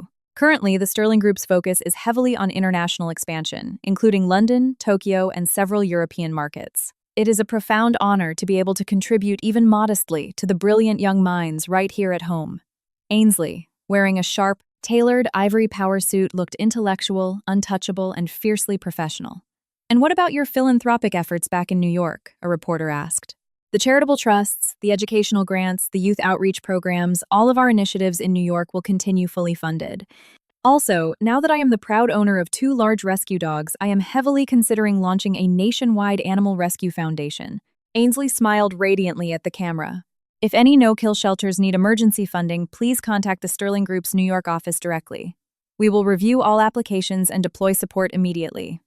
Thaddeus, who was just emerging from the subway station, snapped his head up at the sound of that devastatingly familiar voice and froze. Countless commuters shoved past him. Someone aggressively bumped his shoulder, cursing, but he didn't even flinch. Ainsley, seeing the person he had agonized over day and night, Thaddeus nearly burst into tears right there in Times Square. Even though it was through a cold LED screen, he finally knew she was alive and thriving. So this was who she truly was. Thaddeus couldn't help but smile with intense self-loathing. During their 9 years of marriage, Ainsley had stepped back almost entirely from the public face of the Sterling Group, all for him. She stopped attending galas, avoided press conferences, and refused interviews. Because he loved absolute quiet and privacy, she had muted her own brilliant light to match his shadows. Thaddeus had completely forgotten how magnetically charismatic Ainsley was as a corporate titan. She was originally a proud, self-assured, unstoppable force of nature. Now that he knew where Ainsley was, Thaddeus immediately booked a first-class ticket to Seattle. Before leaving for the airport, he stopped by the New York Aquarium again. He bought premium food for the 2 butterfly fish and upgraded them to a massive, custom-built tank. "Sir, you didn't come with your wife this time," the aquarium guide noted while ringing him up. "I made a terrible mistake, and I hurt her." For some reason, faced with this stranger he had only met once, Thaddeus felt an overwhelming urge to confess. Oh man. Then you have to really, truly repent. Think hard about how to earn her forgiveness. It was obvious your wife loved you deeply. I could see it in the way she looked at you that day. Apologize properly and win her back. The guide threw in some high-end aquatic plants and decorative stones for free. As Thaddeus left the shop, the guide added seriously, "Sir, there are some people in this world that if you let them slip away once, you'll regret it for the rest of your life. I sincerely hope you don't end up with regrets. With how much she loved you, you cannot let her down." Thaddeus nodded, his jaw set with determination. "I will win her back. Thank you." After leaving the shop, Thaddeus went alone to the Utopia Parkway subway station. Watching the sea of humanity rushing by, so many people smiling at reunions, crying at farewells, Thaddeus finally understood why Ainsley's expression had been so profoundly sorrowful that day. Utopia Parkway, the final stop. A place of departures where paths never cross again. She had already said her final goodbye to him that day. After a brutal cross-country flight, Thaddeus finally landed at Seattle-Tacoma International Airport. He had barely slept 3 hours on the plane. The rest of the time he stared out the window at the clouds. His mind was entirely consumed by images of Ainsley. As the flight crossed time zones, the physical distance shortened, but Thaddeus's heart grew increasingly anxious, bordering on sheer terror. During those 3 brief hours of sleep, he suffered strange, fragmented nightmares. In the dream, Thaddeus honestly confessed his lingering feelings for Serena during his early days dating Ainsley. Ainsley looked at him and said, "I'm sorry, Thad. I cannot accept a man who holds another woman in his heart." "Okay, I'll carve her out of my chest and come back to love you," Dream Thaddeus promised. "I won't wait for you, so you better hurry," Ainsley said softly. He nodded frantically, repeating, "Okay, okay." Then the scene violently shifted. Thaddeus was 17 again. A new transfer student walked into his AP Bio class. She introduced herself as Ainsley. He fell in love at first sight, brought her coffee every morning, tutored her in silence, and walked her home. At graduation, he confessed, "I've been in love with you for a long time. Give me a chance." She smiled like a passing cloud, like a warm summer breeze. "Okay, Thad, I'll give you a chance." She stepped closer to him, smelling of expensive orange blossom perfume. "I'll give you the chance to love me." Thaddeus jolted awake as the plane touched down. He opened his phone. It was 4:48 p.m. On his lock screen, Ainsley was smiling brilliantly. Thaddeus smiled weakly. "Ainsley, this time it's my turn to love you." Walking out of the terminal, the biting Seattle wind brought a freezing drizzle. It was raining in the Pacific Northwest. Thaddeus reached out, letting the icy drops hit his palm. Without him noticing, summer had died. And autumn had quietly taken over. At the Fairmont Olympic Hotel in downtown Seattle, looking at the glittering Seattle skyline through the rain-streaked glass, Thaddeus realized that the city was massive, and he still didn't know Ainsley's exact location. Was this all just a futile, desperate hope? Thaddeus didn't sleep a wink that night. Across town, Ainsley was mildly stressed over what to wear to a high society gala. Her friend Gideon was hosting a massive charity ball at the Four Seasons. Top-tier luxury houses, Oscar de la Renta, Tom Ford, Saint Laurent Chanel, had dispatched their latest haute couture collections to Ainsley's estate. But neither she nor Martha could find anything that felt quite right. Finally, Ainsley selected a breathtaking pale emerald custom gown by Oscar de la Renta. With her hair elegantly swept up by Martha and secured with a vintage diamond hairpin, she looked like modern American royalty. "I haven't seen you this dressed up in ages, sweetheart. You look absolutely magnificent," Martha praised genuinely. Ainsley looked at herself in the full-length mirror, slightly dazed. She had simply reverted to who she used to be. 8:10 p.m. The Four Seasons Hotel. The moment Ainsley stepped out of the Maybach, she was blinded by a barrage of camera flashes. It was a chaotic welcome. Gideon had intentionally orchestrated. "Ainsley, how does it feel to be the star of the show?" Walking down the red carpet, Ainsley linked her arm through Gideon's. "Do you make the paparazzi hound everyone like this?" Ainsley joked. "Hell no, just you. The other billionaires wanted to punch me." Gideon laughed, feigning offense. As soon as they entered the grand ballroom, a striking young man with jet black hair, piercing blue eyes, broad shoulders, and long legs approached Ainsley. "Good evening, Miss Sterling. Would you do me the honor of being my partner tonight?" Ainsley was instantly intrigued. "Of course. And your name is—" She placed her hand in his large, warm palm. "Kellen Rhodes," he replied smoothly. "All right, Mr. Rhodes." They walked onto the dance floor, hand in hand. Gideon stomped his foot nearby, shouting playfully, "Ainsley, don't ditch your best friend for a pretty face." But after yelling, he smiled with deep satisfaction. As a true friend, he wanted nothing more than to see Ainsley find happiness again. After a sweeping waltz, Ainsley and Kellen stepped out onto the terrace to catch some air. The cool night breeze ruffled Ainsley's hair. Kellen took a step closer and gently tucked a stray strand behind her ear. Ainsley didn't pull away. The physical distance between them instantly became intimate and electric. Right at that moment, an incredibly hoarse, disbelieving voice cut through the air. "Ainsley." Ainsley turned her head slightly and saw the one person who absolutely should not have been there. Her expression remained placid. She offered a faint, polite smile. "Good evening. Mr. Vance, is everything all right?" Kellen's piercing blue gaze shifted to the man who had suddenly appeared. He frowned slightly. Thaddeus's eyes, dark and turbulent as a stormy sea, were locked obsessively on Ainsley.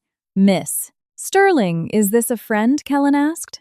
Ainsley nodded without hesitation, answering with brutal frankness. "My ex-husband from New York." "Ah," Kellen said, a knowing competitive edge entering his voice. Ancient history. Yes, Ainsley replied courteously.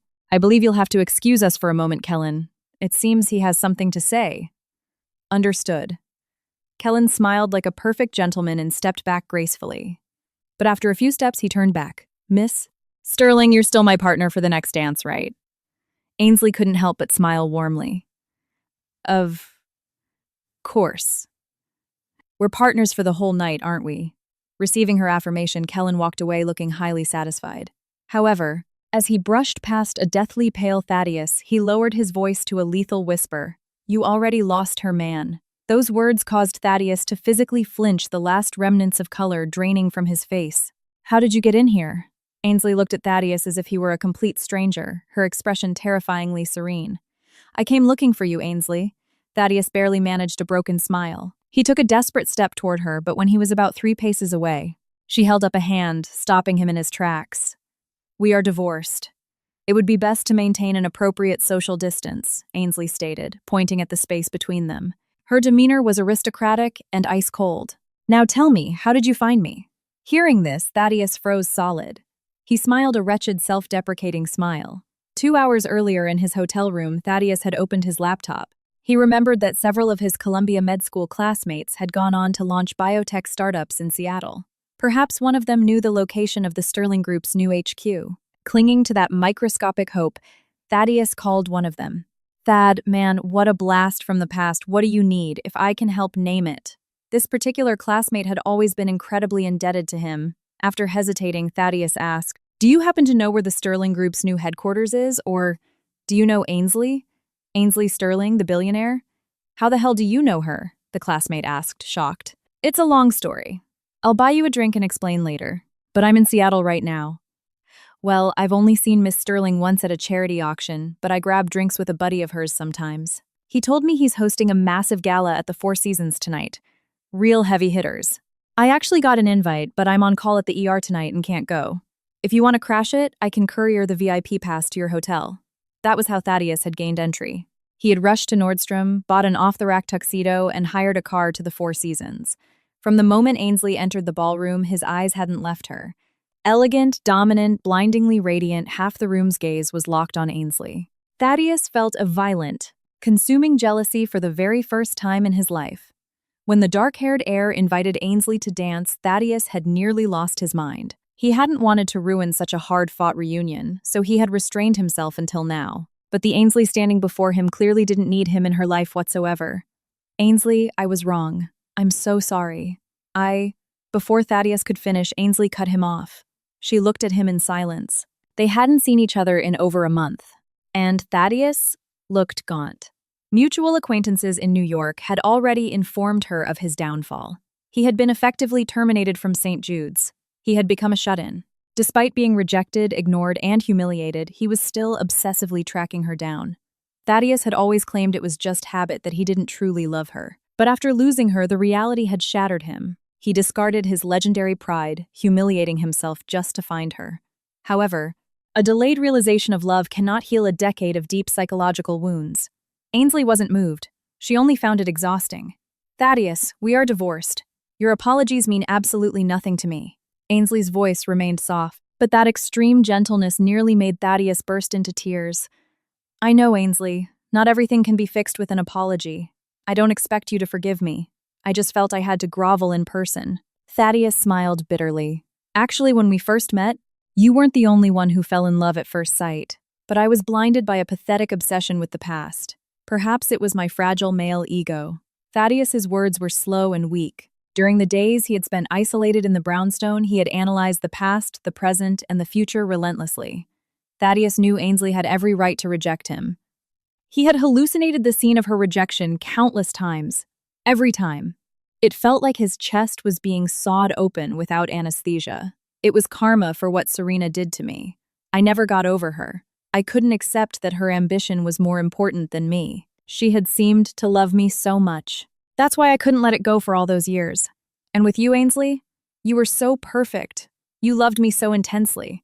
Thaddeus felt a stabbing pain in his heart. I started taking your devotion for granted. I subconsciously wanted to test how deep it ran to see if you would abandon me like she did. But you were right. A man who holds another woman in his heart doesn't deserve to be loved at all. For 10 years, I wasn't worthy to even stand beside you. Thaddeus looked at Ainsley with bloodshot eyes. He knew his confession sounded chaotic and pathetic. He didn't care if she was confused. He was willing to spend the rest of his life explaining, proving his devotion. Ainsley, please. Can you give me one more chance? Thaddeus begged, his voice breaking completely. Ainsley remained silent. She understood the sickening psychology behind Thaddeus's words. For him, love was a dangerous, volatile game. He needed to prove he was worthy of love by subjecting the people who cared about him to endless, agonizing tests. Thus, even when Ainsley poured all her love into him, his response was to push her harder and harder until she finally broke and left. And when she did, even though he was in agony, his broken mind considered it validation. See, nobody actually loves me. This was undoubtedly rooted in Thaddeus's traumatic childhood. Ainsley remembered that his father had abandoned the family, only surfacing to extort them for cash. His fragile mother had to become ruthlessly strict to keep them off the streets. She demanded absolute perfection from her son, pushing him to extreme psychological limits. Thaddeus grew up in a war zone. First, he developed the severe OCD and mysophobia as a control mechanism. Then, after his high school sweetheart abandoned him for a better life, his avoidant attachment personality permanently cemented itself. Ainsley had loved Thaddeus with her entire soul once, which was why she could psychoanalyze the trauma behind his cruelty. But she could not forgive him. She was a living, breathing human being who needed to be loved, not a sacrificial lamb for his psychological rehabilitation. I'm sorry. Thaddeus. Ainsley looked at him with eyes full of polite pity. I don't want to give you a chance. There is zero possibility between us. As soon as Ainsley finished speaking, Thaddeus felt the blood freeze in his veins. A violent chill swept through his entire body. The autumn in Seattle was brutally cold. He muttered incoherently to himself. Ainsley stepped closer to him, breaching the distance she had established. She reached out and clinically straightened his crooked bow tie. In a low, icy whisper, she said, Thaddeus, our summer has been over for a long time. In the future, you will meet someone else who might love you. But before you do, I highly recommend you see a psychiatrist. Ainsley took a step back. We are both adults. We both know that no one in this world is indispensable. Of course, it's rare to find someone who loves another person as deeply as I loved you. She bit her lip and offered a devastatingly beautiful smile. What I mean is, I didn't actually love you that much. Not to the point where I can't live without you. That meant he didn't need to force her to love him or destroy himself trying to win her back. Thaddeus, you are sick. Those were the absolute last words Ainsley said to him. As she brushed past him to return to the ballroom, she felt nothing but a profound, weightless relief. Reunited at last, her heart truly felt not a single ripple of emotion for him. Perhaps, as she said, she really didn't love him that much anymore. Adults eventually get bored of the pain. Thaddeus stood paralyzed on the terrace for hours. A waiter asked if he needed medical assistance, but he only shook his head blankly. The freezing Seattle rain soaked through the lapels of his tuxedo. The autumn wind chilled him to the marrow. At 30 years old, he was plunged back into the horrific rainy despair he had experienced at 17. Only this time, the devastation was 1,000 times worse. In Thaddeus's world, lightning struck and an apocalyptic storm began. Time, like an overly energetic puppy, sprinted forward relentlessly. For 2 straight weeks, Ainsley didn't see a trace of Thaddeus. Instead, Kellen Rhodes was practically living at her office, constantly asking her out. At the Sterling Group HQ on the 55th floor, Ainsley was reviewing a stack of zoning permits. Blythe knocked on the glass door and walked in looking a bit uncomfortable. Miss, Sterling, Mr. Rhodes is here. Again. This week alone, Kellen had barged into the corporate offices 3 times. When he didn't show up in person, he flooded the reception desk with thousands of dollars worth of rare orchids, artisanal chocolates, and catered lunches for the entire executive floor, arriving precisely at 3:30 p.m. every day. Ainsley couldn't help but massage her temples. Send him in! Honestly, Kellen's rugged, blue-eyed aesthetic was exactly her type, but he was far too young, 10 years her junior, fresh out of an Ivy League MBA program. Ainsley had found this out after having Blythe run a deep background check on him after the gala. That night, Kellen had gotten tipsy after 3 cocktails, and she had instructed her driver to drop him off at the W Hotel. It turned out Kellen was the youngest son of the Rhodes tech dynasty, and he was currently supposed to be working as a risk analyst at his family's firm. Ainsley, I brought you a matcha Basque cheesecake straight from the oven. Kellen swaggered into her office with extreme confidence. In his hand was a chic little green pastry box that completely clashed with his bad boy image. Thank you, Kellen, but you wildly overestimate my appetite. I just had an iced Americano. I can't eat a single bite right now. Ainsley looked at him with exhausted resignation. Kellen pretended not to notice her annoyance. Then I'll put it in your mini fridge for later. He winked at her. Flirting is an art. Knowing and pretending not to know. Not knowing and pretending to know. Seriously, how about you hire me as your personal risk analyst? I'll leak all the Rhodes Group's corporate weaknesses to you. Kellen planted his hands on Ainsley's massive mahogany desk, looking dead serious. Thank you, but I actually possess a shred of business ethics. And aren't you a little too eager to betray your own family? Ainsley pointed a pen at his forehead. It was undeniable being around this energetic young man was incredibly comfortable. She was surrounded by cutthroat tech bros, and Blythe and her team were intensely formal. Gideon was utterly unpredictable. The only person Ainsley could banter with comfortably in this city was surprisingly Kellen Rhodes. Thinking of this, she offered, I'm buying lunch today. How about it? You pick the restaurant. At the Four Seasons Hotel. Thaddeus fell violently ill the moment he returned to his room that night. A horrific fever spiked and refused to break. Luckily, he was a doctor and had an emergency medical kit in his luggage. After hooking himself up to an IV, Thaddeus fell into an endless, delirious sleep. He dreamed of his childhood and of the rainy night he first met Ainsley in the trauma ward. It was the genesis of all his joy and his ultimate ruin. Thad, you are everything to me. You are my only hope. Do you understand? How many times have I told you not to go out after school? The only thing that matters is studying. Only getting into a top medical school can drag you out of this hellhole so you don't become a worthless failure like your father, Thad. I'm so sorry. Mom loves you. I didn't mean to hit you. It was his mother, screaming, crying, apologizing. Thaddeus wanted to grab her rough, calloused hand and tell her that he had finally succeeded, that he was a millionaire surgeon. But no matter how hard he tried, he couldn't reach her. He could only watch her sob in despair. I'm sorry, Thad. Mom was wrong. I put so much pressure on you to succeed that I forgot to teach you how to love. That's why you don't know how to properly love anyone else. That's why.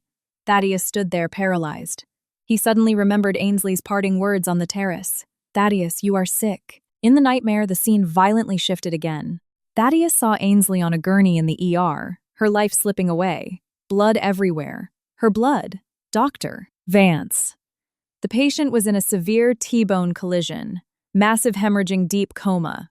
A trauma nurse shouted frantically. It was the very first emergency surgery Thaddeus had performed as a lead attending in New York. The ECG flatlined multiple times before a faint, thready pulse returned. The grueling surgery lasted 12 hours and Ainsley was finally transferred to the ICU. Even through his surgical gloves, Thaddeus could still remember the terrifying heat of Ainsley's blood. During the operation, he had prayed to a God he didn't believe in countless times. Live. Please do not give up. Don't make everyone's desperate efforts in vain. Live. Miraculously, Ainsley's sheer will to survive was overwhelmingly strong. She was the most resilient patient Thaddeus had ever encountered in his career. The day Ainsley woke up from the coma, Thaddeus brought a meticulously sanitized bouquet of sunflowers into her room. It was the only splash of color in the blindingly sterile ICU. Lying in the hospital bed, Ainsley wore an oxygen mask. Her breathing was incredibly weak, but she managed a faint, beautiful smile. Her voice was a raspy whisper. Thank you, Dr. Vance. I heard everything you said. It was the exact moment Thaddeus felt his deadened heart beat violently for the first time in years. The desperate, pleading words he had whispered beside her bed when he thought she couldn't hear, she had heard every single syllable. Thad, you saved my life, and in return, I loved you with zero regrets for 10 years. How about we call it even? In the dream, Ainsley was sitting in a wheelchair. She turned to him and asked the question, but his throat felt entirely blocked. He couldn't force a single word out. Thad, I truly did love you, but we are permanently finished. After those words, Thaddeus jolted awake again. He ripped out his IV and tore open the heavy hotel curtains. The sky was still a depressing gray and the rain was pouring down in sheets. Thaddeus couldn't see the Seattle skyline, nor could he see a future with Ainsley. Perhaps that future had been entirely eradicated. Thaddeus smiled a broken, hysterical smile. He realized that he desperately, urgently needed to see a psychiatrist. Thaddeus Vance was truly clinically sick. After lunch, a torrential downpour hit the city. Kellen insisted on driving. I know Seattle's roads way better than you do, Ainsley. Ainsley couldn't argue with that. She only warned him, this is my new car. Be extremely careful. It was a classic Shelby Cobra, an impossibly rare discontinued vintage model worth a small fortune. Ainsley rarely drove herself back in New York, but in Seattle, having her own car felt liberating. "So what was the real reason you divorced your ex-husband?" Kellen asked out of nowhere while Ainsley was buckling her seatbelt in the passenger seat. "What reason does there need to be for a divorce? You fall out of love. You get bored. The novelty wears off." Ainsley didn't want to publicly trash Thaddeus's reputation to an outsider, meaning love has an expiration date and yours was 10 years. Kellen spun the steering wheel, expertly leaning closer to Ainsley while they waited at a red light. "Come on. Aside from your parents, who is going to unconditionally love you for 10 years, let alone 100 for absolutely no reason?" Ainsley pushed Kellen's face back toward the windshield. In her eyes, he was just a naive kid. 24 years old, handed a VP title at his family's firm, essentially still living in a frat house bubble. Protected by extreme wealth, never having experienced the brutal meat grinder of corporate warfare or the devastating trauma of a broken marriage. That was why he was so painfully direct, so relentlessly persistent.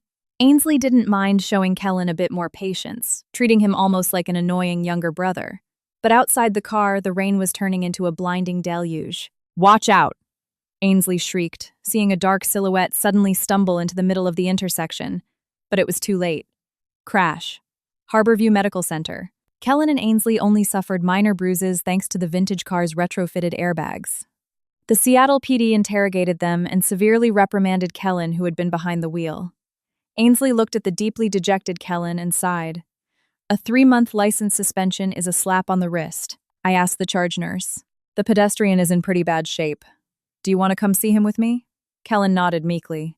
Only then did the arrogant edge to his features soften. Ainsley couldn't help but think of her sulking golden retriever at home.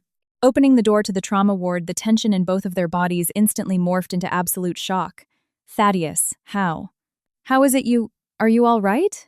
Ainsley rushed to the hospital bed, horrified by the thick bandages wrapping Thaddeus's head and right arm. Thaddeus shook his head weakly. His voice was a rasp. "I'm fine. Why the hell did you walk out into the street like that? Do you have a death wish?" Kellen exploded, his anxiety manifesting as anger.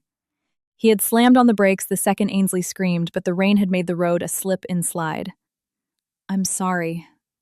I couldn't see the pedestrian signal," Thaddeus murmured. In that moment, he had been completely dissociated, stumbling forward through the rain without feeling his own body. He never expected that the car that hit him would be driven by Kellen and Ainsley. He looked at Ainsley's panic-stricken face and tried to comfort her. "It's just a hairline fracture. It's nothing." Ainsley's eyes instantly welled up with angry tears. "Nothing. Do you not realize how critical a surgeon's hands are?" It wasn't that her heart ached for him romantically. She was terrified that if this accident destroyed his ability to operate, countless desperate patients would lose their chance at a miracle. If it weren't for Thaddeus's hands, she wouldn't even be standing in this room. "You looked completely out of it." The nurse said you also had deep lacerations, all up and down your left arm. "How did that happen?" Thaddeus lowered his gaze, refusing to speak the truth. "Tell me right now." Ainsley's voice cracked like a whip. I was experiencing severe auditory and visual hallucinations. I saw you and my dead mother standing in the intersection." Thaddeus finally confessed, his voice hollow. Ainsley plunged into a horrified silence. She didn't know how to process this. It took agonizing effort for a man as prideful as Thaddeus to admit in front of the woman he loved and his younger rival that he was suffering from a complete psychotic break. Thankfully, Ainsley didn't press the issue and chose mercy. She remembered that just 2 weeks ago on the terrace, she had told him to see a psychiatrist. 10 years of marriage. Ainsley easily recognized the symptoms of severe psychological exhaustion and sleep deprivation. Thaddeus's skin was translucent and the dark. Bruised bags under his eyes were terrifying. "Are you not used to the hotel mattress?" Ainsley asked softly. She remembered that for the past 10 years, Thaddeus could only sleep on a hyper-specific imported Tempur-Pedic mattress. He always complained that standard beds were either too firm or too soft. Ainsley had once joked that he was as delicate as the princess and the pea. Thaddeus had gotten so offended he slept in his hospital on-call room for 3 days. But Thaddeus only shook his head slightly. "I just can't sleep. Every time I close my eyes, I dream of you and my mother." These were words Thaddeus could never have admitted aloud before. He constantly remembered what Ainsley had said. "We are divorced. There is zero possibility between us." "Don't worry, I'll do exactly what you said," Thaddeus promised earnestly. "As soon as I'm discharged, I'll admit myself to a psychiatric facility.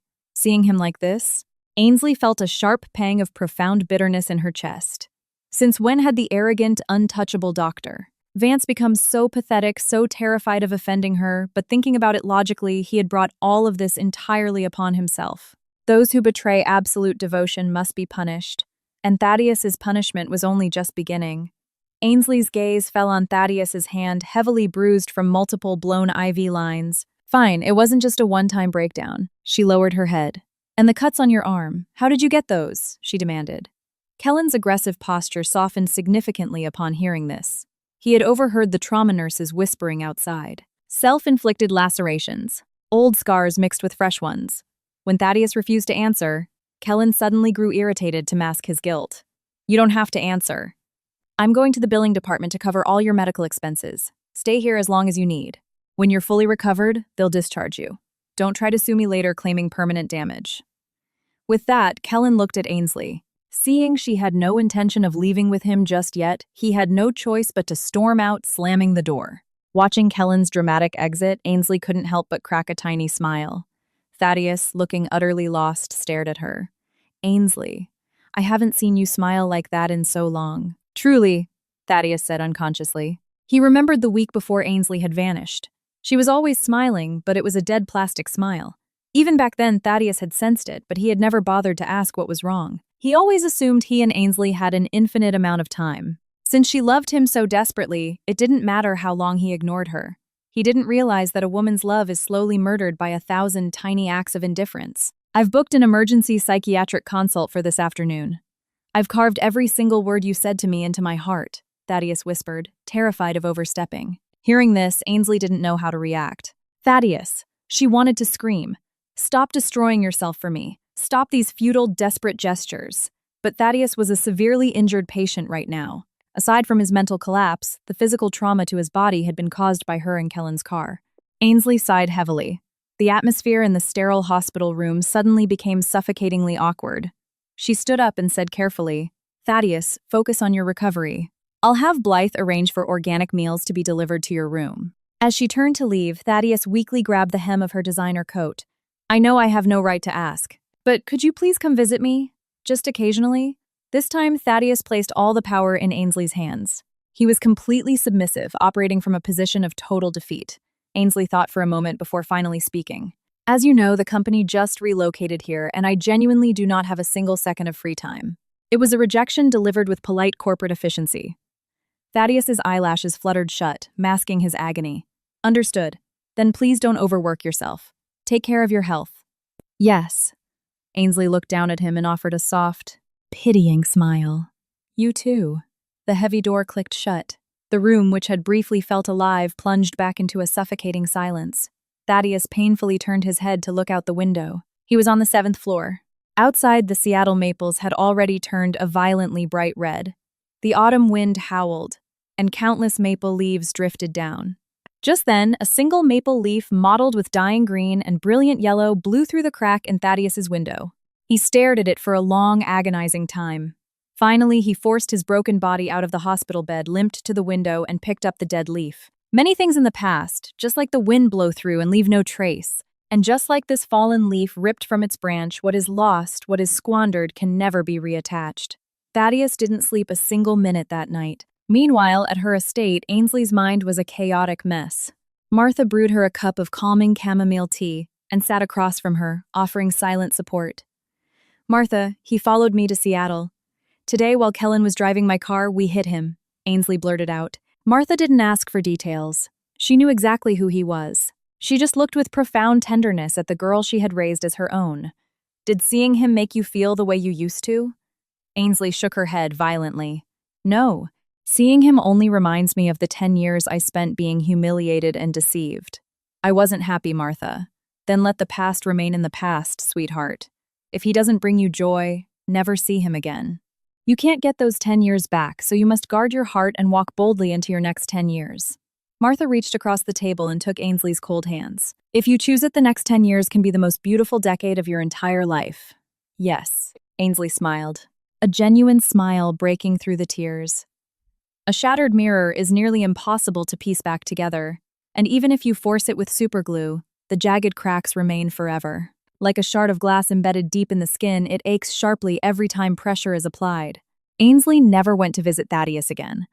On one hand, the Sterling Group truly had massive developments requiring her direct oversight, like the tech entrepreneur housing project. On the other hand, she knew that if she was the root cause of his psychotic break, she absolutely could not give him false hope and exacerbate his illness. Besides, Kellen and Blythe's legal team had already handled the financial compensation for the accident perfectly. Thinking of Kellen, Ainsley massaged her temples again.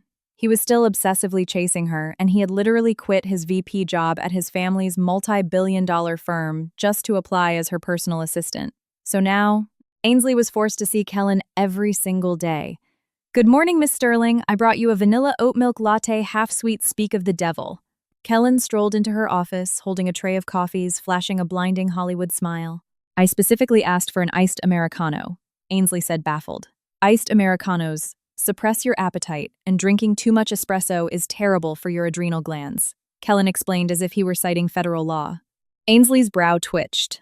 "You are my employee now, Kellen, not my friend. This is a corporate environment, and you cannot overwrite my executive orders with your personal opinions. In business terms, when a superior gives you a direct directive, you execute it flawlessly to their exact specifications." She hit the intercom button. "Blythe, please bring me an iced Americano." After receiving confirmation that it would arrive in 2 minutes, Ainsley glared at Kellen. "Do you understand? If you don't want to remain a spoiled billionaire's son forever, take notes from Blythe. All qualified heirs must survive a grueling stint at the absolute bottom of the corporate ladder. Empathy is only built in the trenches." She hadn't intended to lecture him, but if she let him run wild, he would undermine her authority. "Understood, ma'am." Kellen dropped his playful demeanor and nodded with stark seriousness. "Drink the latte yourself. Work hard so you can be the boss one day." Ainsley pushed her gold-rimmed glasses up the bridge of her nose and buried herself back in her contracts. In her heart, there were already a million things infinitely more important than romantic love. A severe bone fracture requires at least 100 days of absolute rest. Thaddeus spent 45 days in the inpatient ward at Harborview Medical Center. During those 45 days, his only visitors were Blythe and Kellen. Blythe was eternally professional. Whenever Thaddeus pathetically asked about Ainsley, her response was always clinically distant. "Miss Sterling is doing exceptionally well. She is currently occupied with a board meeting." Kellen was the exact opposite of Blythe. He would frequently pull up a chair next to Thaddeus's bed, interrogating him like an overeager frat boy.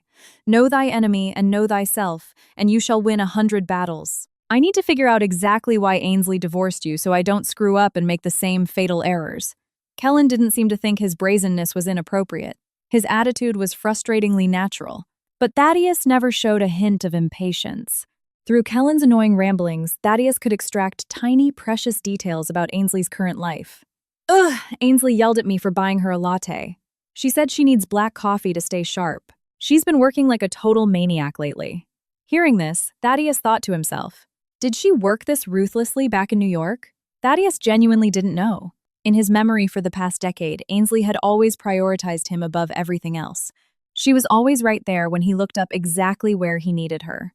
She did a live interview with Bloomberg today, looked drop-dead gorgeous and terrifyingly smart. She went to inspect the downtown construction site and didn't even bring me. After Kellen left, Thaddeus painfully reached for the remote and turned on the flat-screen TV on the hospital wall, flipping to the financial news networks. He finally saw her again. She looked like she had lost a little weight, but her eyes burned with an unstoppable vitality. She looked like a conqueror. She seemed to be thoroughly enjoying her new empire. Thaddeus suddenly realized that this wasn't so bad. In the past, Ainsley had orchestrated massive things for him in complete silence, demanding zero recognition. Now it was his turn to watch her from the shadows, maintaining a respectful distance. Just knowing she was alive, safe, and thriving was enough. Thaddeus wasn't sure if this was true acceptance surrender or if his toxic obsession was finally dissolving into genuine love. When he woke up in the dead of night in a cold sweat, he still dreamed of his 10 years with Ainsley. 10 years contained a terrifying amount of unforgettable memories. Their honeymoon trip was to Iceland. They had watched the spectacular aurora borealis explode across a frozen wasteland. The first time they tried to cook a meal together in the Tribeca penthouse, they nearly burned it down, making basic scrambled eggs and roasted peppers. The first time they went to Coney Island, the first time they snuck into a midnight movie premiere, Countless firsts in Thaddeus's miserable life had been given to him by Ainsley. After finally being discharged from Harborview, Thaddeus immediately checked into an intensive outpatient psychiatric program. His severe mysophobia and OCD were formally diagnosed as crippling manifestations of complex PTSD. The lead psychiatrist strongly recommended he return to New York to undergo long-term specialized cognitive behavioral therapy. Walking out of the clinic, Thaddeus looked up at the Seattle sky. It was late autumn. The Pacific Northwest would soon plunge into its brutal winter. "Thad, wouldn't it be amazing to have a massive snowball fight in Central Park? The snow is so pure, as clean as the rain." Ainsley's voice from a lifetime ago suddenly echoed in his ears. "Remember when we went to Iceland? I loved it so much. Do you want to live there with me forever, Thad? They say on the day of the first snow, you have to confess your true feelings." "I love you." Thaddeus clenched his fists. He desperately needed to see Ainsley one last time. He pulled out his phone and texted the new corporate number Blythe had given him after the accident. "Good afternoon. I would like to request a brief meeting with Miss Sterling. Just once, for the absolute last time. Please relay this to her and allow her to decide." 10 agonizing minutes later, Blythe replied, "Miss Sterling has agreed. Please provide a time and location immediately. Her schedule is extremely tight." Thaddeus frantically checked the local meteorological reports for Seattle. With trembling fingers, he typed back, "November 12th, 3:30 p.m., Discovery Park." November 12th, Discovery Park. Thaddeus arrived 2 full hours before the agreed time. He checked the weather app again. Today, Seattle would experience its very first snowfall of the year. The first snow. Sitting on a frozen wooden bench, looking out over Puget Sound, Thaddeus gripped a small silver crucifix in his coat pocket. It had been pressed into his hand by a homeless, white-haired man when he was leaving the Four Seasons weeks ago. At the time, Thaddeus had tried to hand it back, saying coldly, "I'm sorry, I don't believe in God." He truly didn't believe in anything. He was a hardened man of science, but the old man had simply smiled warmly. "In the name of the Father, the Son, and the Holy Spirit, I bless you, my son. May your deepest prayers be answered." Hearing that Thaddeus had frozen, in that moment of hesitation, the homeless man had embraced him like a father, then turned and vanished down a winding Seattle alleyway. When Thaddeus snapped out of it and chased after him to give him a $100 bill, the man was gone. Instead, a young blonde boy on a bicycle, balancing a massive basket of flowers, was riding past. Thaddeus had stopped the boy. "Excuse me, could you help me pick out some flowers for the woman I love?" In their 10 years together, Thaddeus had practically never bought Ainsley flowers, even though she had never once complained. What woman doesn't love receiving flowers? The boy expertly selected a stunning bouquet of rare white primroses. He told Thaddeus enthusiastically, "Primroses mean, I cannot live without you. It means you want to be with your true love forever.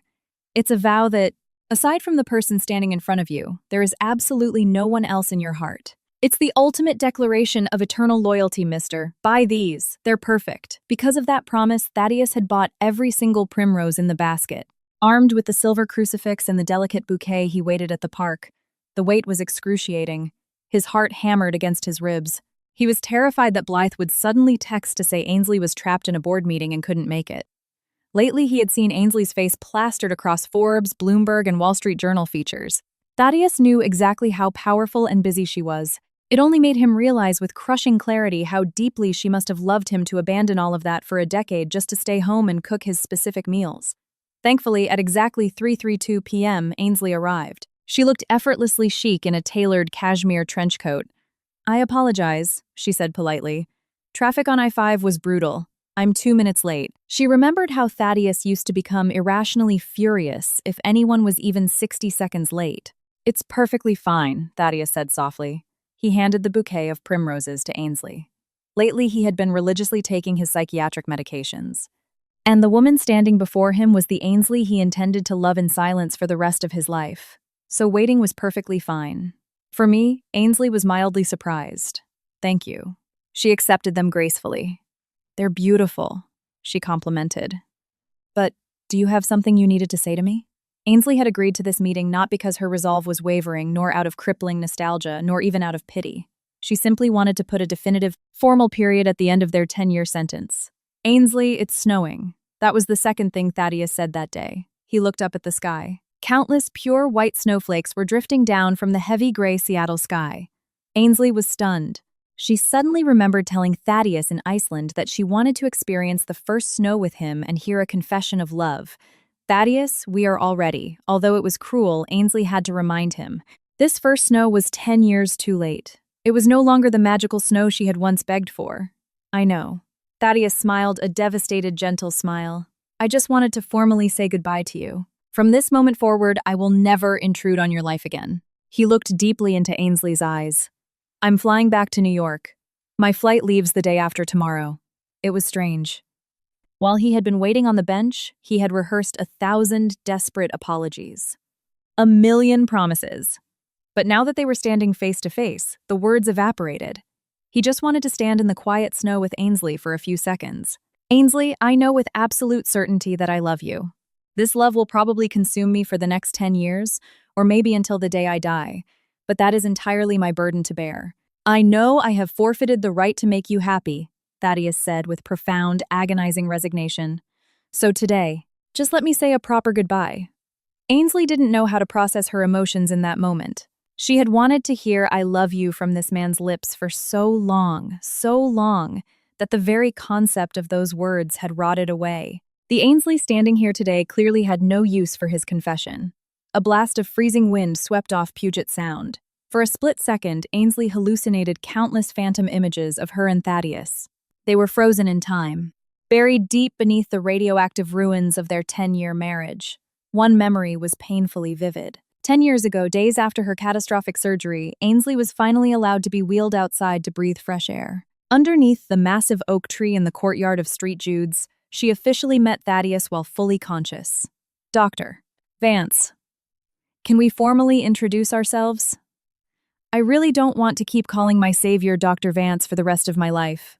If that innocent beginning had never happened, perhaps the agonizing decade of love, betrayal, and hatred would never have existed. Hatred, Ainsley asked herself. Perhaps at one point she truly had hated Thaddeus with a burning passion, but now all that remained was a vast, echoing emptiness and relief. In her 20s, Ainsley had loved with the force of a hurricane. She had never betrayed anyone. She had given it her absolute all. That was enough. She had no regrets about her own character. Ainsley, I pray you find a happiness greater than anyone else's. Thaddeus didn't tell Ainsley the true meaning behind the primroses. When he bought the flowers, he had suddenly remembered the daisies she used to love. The young florist had told him that daisies symbolized a love that one was too terrified to confess. So if Ainsley didn't want to hear it, he didn't need to force his confession upon her. A snowflake landed on Thaddeus's palm and instantly melted into a teardrop of water. Ainsley, standing in this whitewashed world, looked at Thaddeus. Thaddeus, I hope you find peace as well. I don't regret my 20s. I hope you don't either. She reached out and gently brushed a dusting of snow off his broad shoulders. Let the past remain in the past, both of us. Without ever looking back, let's walk bravely forward. Okay. Thaddeus smiled and nodded. They stood there in silence until the snow finally stopped falling. They walked out of Discovery Park shoulder to shoulder. Just being able to walk down the same path side by side was already a miracle. At the edge of the parking lot, they stopped and exchanged one final glance. You leave first. This time I will watch your back. Thaddeus said this because he remembered the countless times he had abandoned Ainsley for the hospital for his ego or for Serena. Back then, she had stood in silence, watching his silhouette walk away. Thaddeus couldn't even begin to fathom the crushing despair and isolation in Ainsley's heart during those moments. So this time, he had to be the one to watch her leave. Only by standing in the exact same position could a person truly comprehend the agony they inflicted. But even just saying those words felt like a serrated hunting knife was being twisted into his chest. Goodbye, Thaddeus. Ainsley didn't hesitate. She smiled, gave him a small definitive wave, turned on her heel, and walked to her waiting Maybach without ever looking back. November 14th. Seattle-Tacoma International Airport. Attention passengers. Delta Airlines Flight 402 to New York JFK is now completing boarding. Passenger Thaddeus Vance, please proceed to Gate A12 immediately. The automated female voice echoed relentlessly over the PA system. Thaddeus, standing rigidly near the gate podium, scanned the bustling terminal with desperate, bloodshot eyes. He was waiting for a person who would likely never appear. He was waiting for Ainsley. Since that day in the park, they had had zero contact, so he had only been able to text his flight info to Blythe. Human beings are pathetic creatures. Once you get a glimpse of heaven, you become ravenously greedy for more. They had explicitly said their final goodbyes, but before he left this city forever, he desperately wanted to see her face one last time. Perhaps if he boarded this plane, there would never be another chance in this lifetime to see her. Thaddeus couldn't keep his promise to not bother her. He waited until the absolute final boarding call. But Ainsley never appeared. And in that moment, Ainsley was sitting in a high-rise boardroom miles away, decisively signing a multi-billion-dollar acquisition. Have a safe flight, Thaddeus. The seasons violently shifted. Winter quietly bled into spring. The brutal cold and blistering heat rotated endlessly. Ainsley didn't return to New York, and she heard absolutely nothing about Thaddeus. But every New Year's Eve, or precisely at midnight on her birthday, a single comment would appear on her private, long-abandoned Instagram account. Happy New Year. Or Happy Birthday. Ainsley seemed to have completely forgotten that private account even existed. Thaddeus had never seen any new activity on it either. In fact, there was barely any content on the page to begin with. Just a few blurry, candid photos of him reading or sleeping that she had secretly taken years ago. While undergoing grueling psychiatric therapy in New York, Thaddeus relied on those few blurry photos to survive his agonizing withdrawals. Years evaporated. That year, Ainsley successfully expanded her corporate empire, establishing massive partnerships with top-tier real estate conglomerates in Tokyo and London. Her flagship housing project for American entrepreneurs was wildly successful and expanding nationally. Kellen, after surviving 6 brutal months as her overworked personal assistant, was finally summoned back by the CEO of the Rhodes Group to take his rightful place as heir apparent. Ainsley had recovered her absolute peace of mind. She finally had the freedom to travel the globe on her own terms. She hiked the Grand Canyon, scuba dived the Great Barrier Reef in Australia, chased the northern lights across Finland, and survived a blizzard in Siberia. She spent an entire year wandering, stopping whenever she pleased. Eventually, she found herself standing before the thundering majesty of Iguazu Falls on the border of Argentina and Brazil. Faced with the terrifying immensity of the falls, Ainsley finally logged into her private Instagram account for the first time in years. Thousands of unread notifications from a single user had piled up like a blizzard. She didn't have the time or desire to read them. Without a millisecond of hesitation, she deleted every single old photo of Thaddeus she had ever posted. Then Ainsley uploaded a breathtaking panoramic photo of Iguazu Falls. She captioned it, "Witnessing the absolute immensity of the earth and sky, I realize my own utter insignificance. My only wish is for world peace." She had no idea that back in New York, the sudden ping of her brief online activity caused Thaddeus to stay awake the entire night, staring at his phone, weeping silently. In a lifetime of 80 years, some people remain permanently frozen in the exact moment of their farewell. 2 years later, Ainsley Sterling finally returned to New York City. She had been personally invited by the mayor of New York to headline a massive summit for young American innovators at the Javits Center. In her VIP dressing room, Blythe was meticulously reviewing the day's itinerary with Ainsley. A high-end stylist rushed in, carrying garment bags. A celebrity makeup artist was delicately applying a flawless, invisible base. "Miss Sterling, your skin is so spectacular you barely even need foundation. You're so radiant I actually have to tone you down a bit for the stage lights," the makeup artist gushed, applying the final touches and gesturing to the vanity mirror. Hearing this, Ainsley looked at her own reflection. For a moment, she was stunned.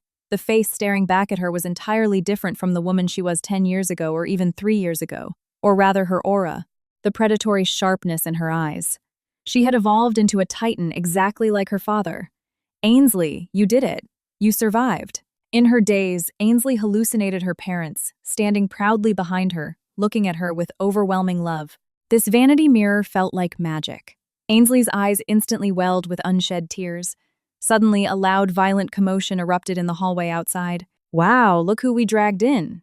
Isn't this the infamous Black Widow of Manhattan, Serena Croft?" A shrill voice mocked loudly. "How the hell did you con your way into a gig as a makeup assistant? Who were you planning to scam today? Does the VIP know you're a professional gold digger with a rap sheet? I bet you didn't dare mention it. If they knew, they'd think you're a bad omen. Don't you disgust yourself." The VIP dressing rooms were not soundproof. Ainsley heard every single vicious word clearly. She frowned slightly. "Serena Croft. Blythe, go check if that's the Serena Croft we know." Ainsley was unaware that Serena had become a national pariah years ago. She genuinely thought she had misheard, or it was just an unfortunate girl with the same name. New York City is massive. How could the arrogant Serena Croft be reduced to a bullied makeup assistant? 2 minutes later, Blythe returned. She was aggressively hauling a woman behind her. Ainsley turned around confused. Before Blythe could brief her, the trembling woman stepped forward. Ainsley felt a jolt of recognition at her horribly raspy voice. "Ainsley Sterling, you're back in New York." Ainsley locked eyes with her. It was Serena Croft without a doubt. But the Serena standing before her possessed not a single trace of the radiant, arrogant high school sweetheart. She wore a cheap surgical mask, and her exposed eyes looked dead, cloudy, and hollow. Her body, once famously curvy, was now so skeletal she was virtually unrecognizable. The generic jeans she wore were frayed to shreds, the color completely washed out. "Miss Sterling has returned to keynote the Innovators Summit. We just dragged you out of a mob, so do not try anything stupid," Blythe warned, stepping firmly between Serena and Ainsley, her eyes radiating lethal caution. Serena replied with a pathetic, agonizingly bitter laugh. "Look at me now. What possible threat could I be to her? So why are you acting like this?" Ainsley signaled Blythe to step aside with a slight shake of her head. Serena struggled to speak, especially in front of Ainsley, the woman she had tried to destroy. Thankfully, Ainsley didn't press her. It was neither the time nor the place to drag up ancient history, and truthfully, between her and Serena, there was absolutely nothing worth remembering. "Wait in my dressing room until the hallway clears out," Ainsley said, grabbing her Birkin bag and offering a faint, indifferent smile. Even though Serena had maliciously infiltrated her marriage to Thaddeus, Ainsley had no desire to kick a drowning dog. It wasn't that Ainsley was a saint. The catastrophic failure of her marriage wasn't solely the fault of one manipulative woman, and all that horrific history was dead and buried. Serena's current emaciated state proved that karma had already exacted a brutal toll. Ainsley simply didn't want to inflict further damage on this pathetic, broken woman. "Thank you." Ainsley heard Serena whisper brokenly before she stepped out of the dressing room. However, an hour after her keynote speech, Ainsley received a call from the NYPD's Midtown North Precinct. "Miss Sterling, regarding the grand larceny accusations filed against a Miss Serena Croft, we need you to come down to the precinct to provide a statement." Ainsley was completely baffled. She immediately cross-checked with Blythe, the stylist team, and the jewelry sponsors. Absolutely nothing was missing from her VIP suite. Several event staffers called 911. They claim they witnessed Miss Croft rummaging through designer bags in your private dressing room. And since Miss Croft has a highly publicized criminal record for fraud and theft, we brought her in for severe questioning. "Even if you aren't missing anything, we need you to come down," the detective insisted. Ainsley had no idea Serena had a criminal record. On the ride to the precinct, Blythe briefed her in detail on Serena's horrific downfall over the past 3 years. That year, Serena had been brutally exposed online as a serial scam artist. Every single wealthy man she had ever conned banded together to legally destroy her, claiming she had manipulated them and filed massive civil suits demanding the return of all assets. Serena was expelled, her degrees revoked, and she was blacklisted from the fashion and design industries permanently. She later posted a tearful public apology and surrendered all her ill-gotten luxury goods to settle the lawsuits, but the internet refused to show mercy. If a powerful man makes a mistake, he can shed a few tears on national television and be forgiven. But if a woman makes a mistake, even if she repents and pays her dues, she is permanently nailed to a cross and flagellated for the rest of her life. Serena had lived in absolute squalor for the past 2 years. She bounced between shady cash-in-hand jobs, essentially homeless. Shoplifting for food became a desperate survival tactic. Later, she allegedly tried to go straight, eventually begging for this degrading gig as a makeup assistant. And now, because of a false accusation, she was going to lose this job too. Ainsley arrived at the precinct and paid Serena's exorbitant bail without a second thought. It was early spring. The New York wind still carried a vicious, biting chill. Ainsley draped her own $4,000 cashmere coat over Serena's trembling skeletal shoulders. "I know you didn't steal anything," Ainsley said quietly. Blythe had immediately handed the Javits Center's security footage over to the detectives, which clearly proved Serena was only frantically searching for a bottle of water in the corner. "If you're willing to accept it, I'll have Blythe secure you a quiet, normal job in a city where no one knows your face, just as a transition. Once you get back on your feet, you can build a new life for yourself." Ainsley pulled out a silk handkerchief and gently wiped the endless stream of tears streaming down Serena's ruined face. "How does that sound? Why are you helping me?" Serena sobbed hysterically. "I'm not helping you. If I hadn't told you to wait in my dressing room, you never would have been dragged to a police precinct, Ainsley stated with absolute factual precision. Serena laughed through her agonizing tears.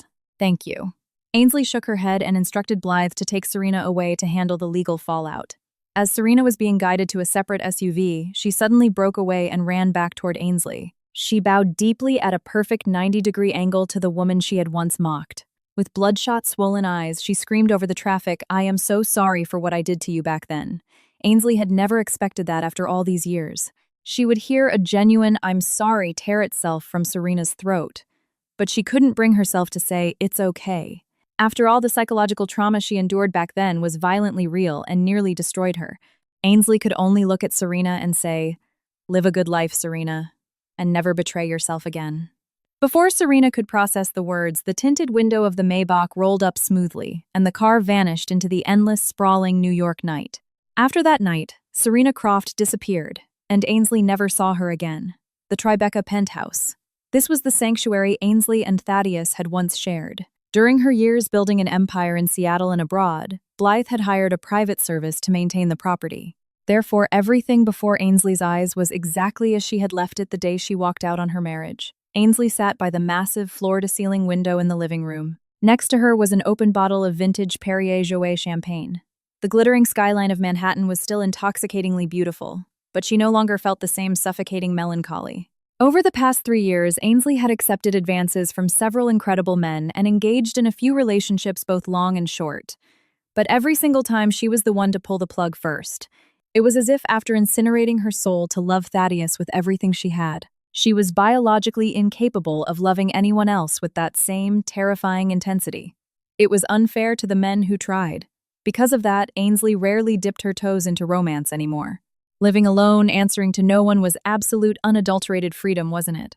Meanwhile, deep in the West Village brownstone, Thaddeus's scarred fingers lightly tapped the glass of the massive custom aquarium. Inside, the 2 original butterfly fish still swam in perfect unison. These were the exact fish Ainsley had bought that day at the aquarium. Butterfly fish can live up to 10 years, making them a remarkably resilient species. We sincerely thank Ms. Sterling for everything she has done for the American tech sector and for her massive philanthropic efforts nationwide. She is a shining example for us all. For days, the local news networks had been looping clips of Ainsley's keynote at the summit. Thaddeus knew she was back in New York, but he didn't dare seek her out. For nearly 3 years, he had undergone grueling psychiatric therapy for his complex PTSD, mysophobia, and OCD. He had eventually clawed his way back into an operating room at a public hospital in the Bronx, starting over from the absolute bottom as a standard attending physician. His bedside manner was still chillingly cold and silent, which garnered him frequent complaints from hospital administration. But his surgical genius was so unparalleled that he routinely received tearful plaques of gratitude and desperate letters of thanks from patients whose lives he had saved. The miracles he performed vastly outweighed his abrasive personality. However, Thaddeus was incapable of loving anyone else. The void in his heart as the years bled by was only increasingly saturated with Ainsley. It was filled to the absolute brim, to the point where it could never be anyone but her. Except, Ainsley would never ever need him to be her only one again. That night, under the same New York sky, one person slept a deep, dreamless sleep while the other tossed and turned in a waking nightmare. The next day, at Greenwood Cemetery in Brooklyn, it was the anniversary of Ainsley's father's passing. Ainsley brought a rare bottle of imported Canadian ice wine to his grand marble headstone. Just as she was uncorking it, Thaddeus appeared from the fog, carrying a bottle of vintage Pinot Noir and a massive bouquet of pure white daisies. "So it's been you all these years," Ainsley said. She wasn't overly surprised. Blythe had run surveillance. Every single year, Ainsley had flown back to honor her father. There was already an expensive bottle of wine and fresh flowers waiting at the grave before she arrived. "I'm sorry. I swear I didn't intend to run into you." Thaddeus's immediate reaction was to desperately apologize. He looked panicked.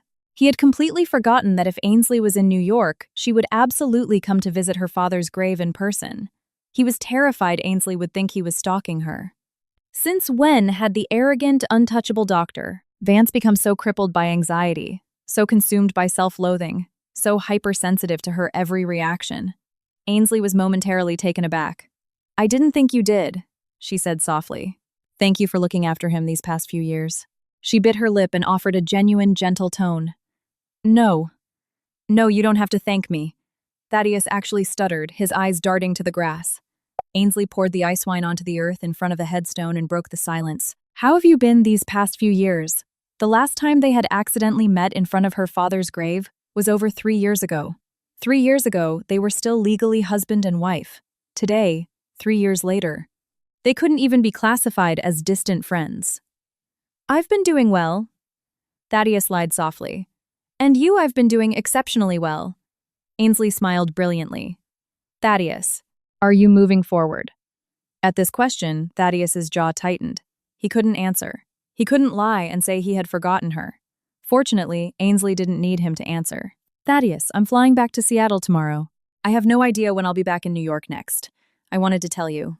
I haven't completely forgotten you either. I haven't entirely erased you from my memory. She looked at him with absolute terrifying calmness. But my stance remains exactly the same as it was that day on the terrace. There is zero possibility between us.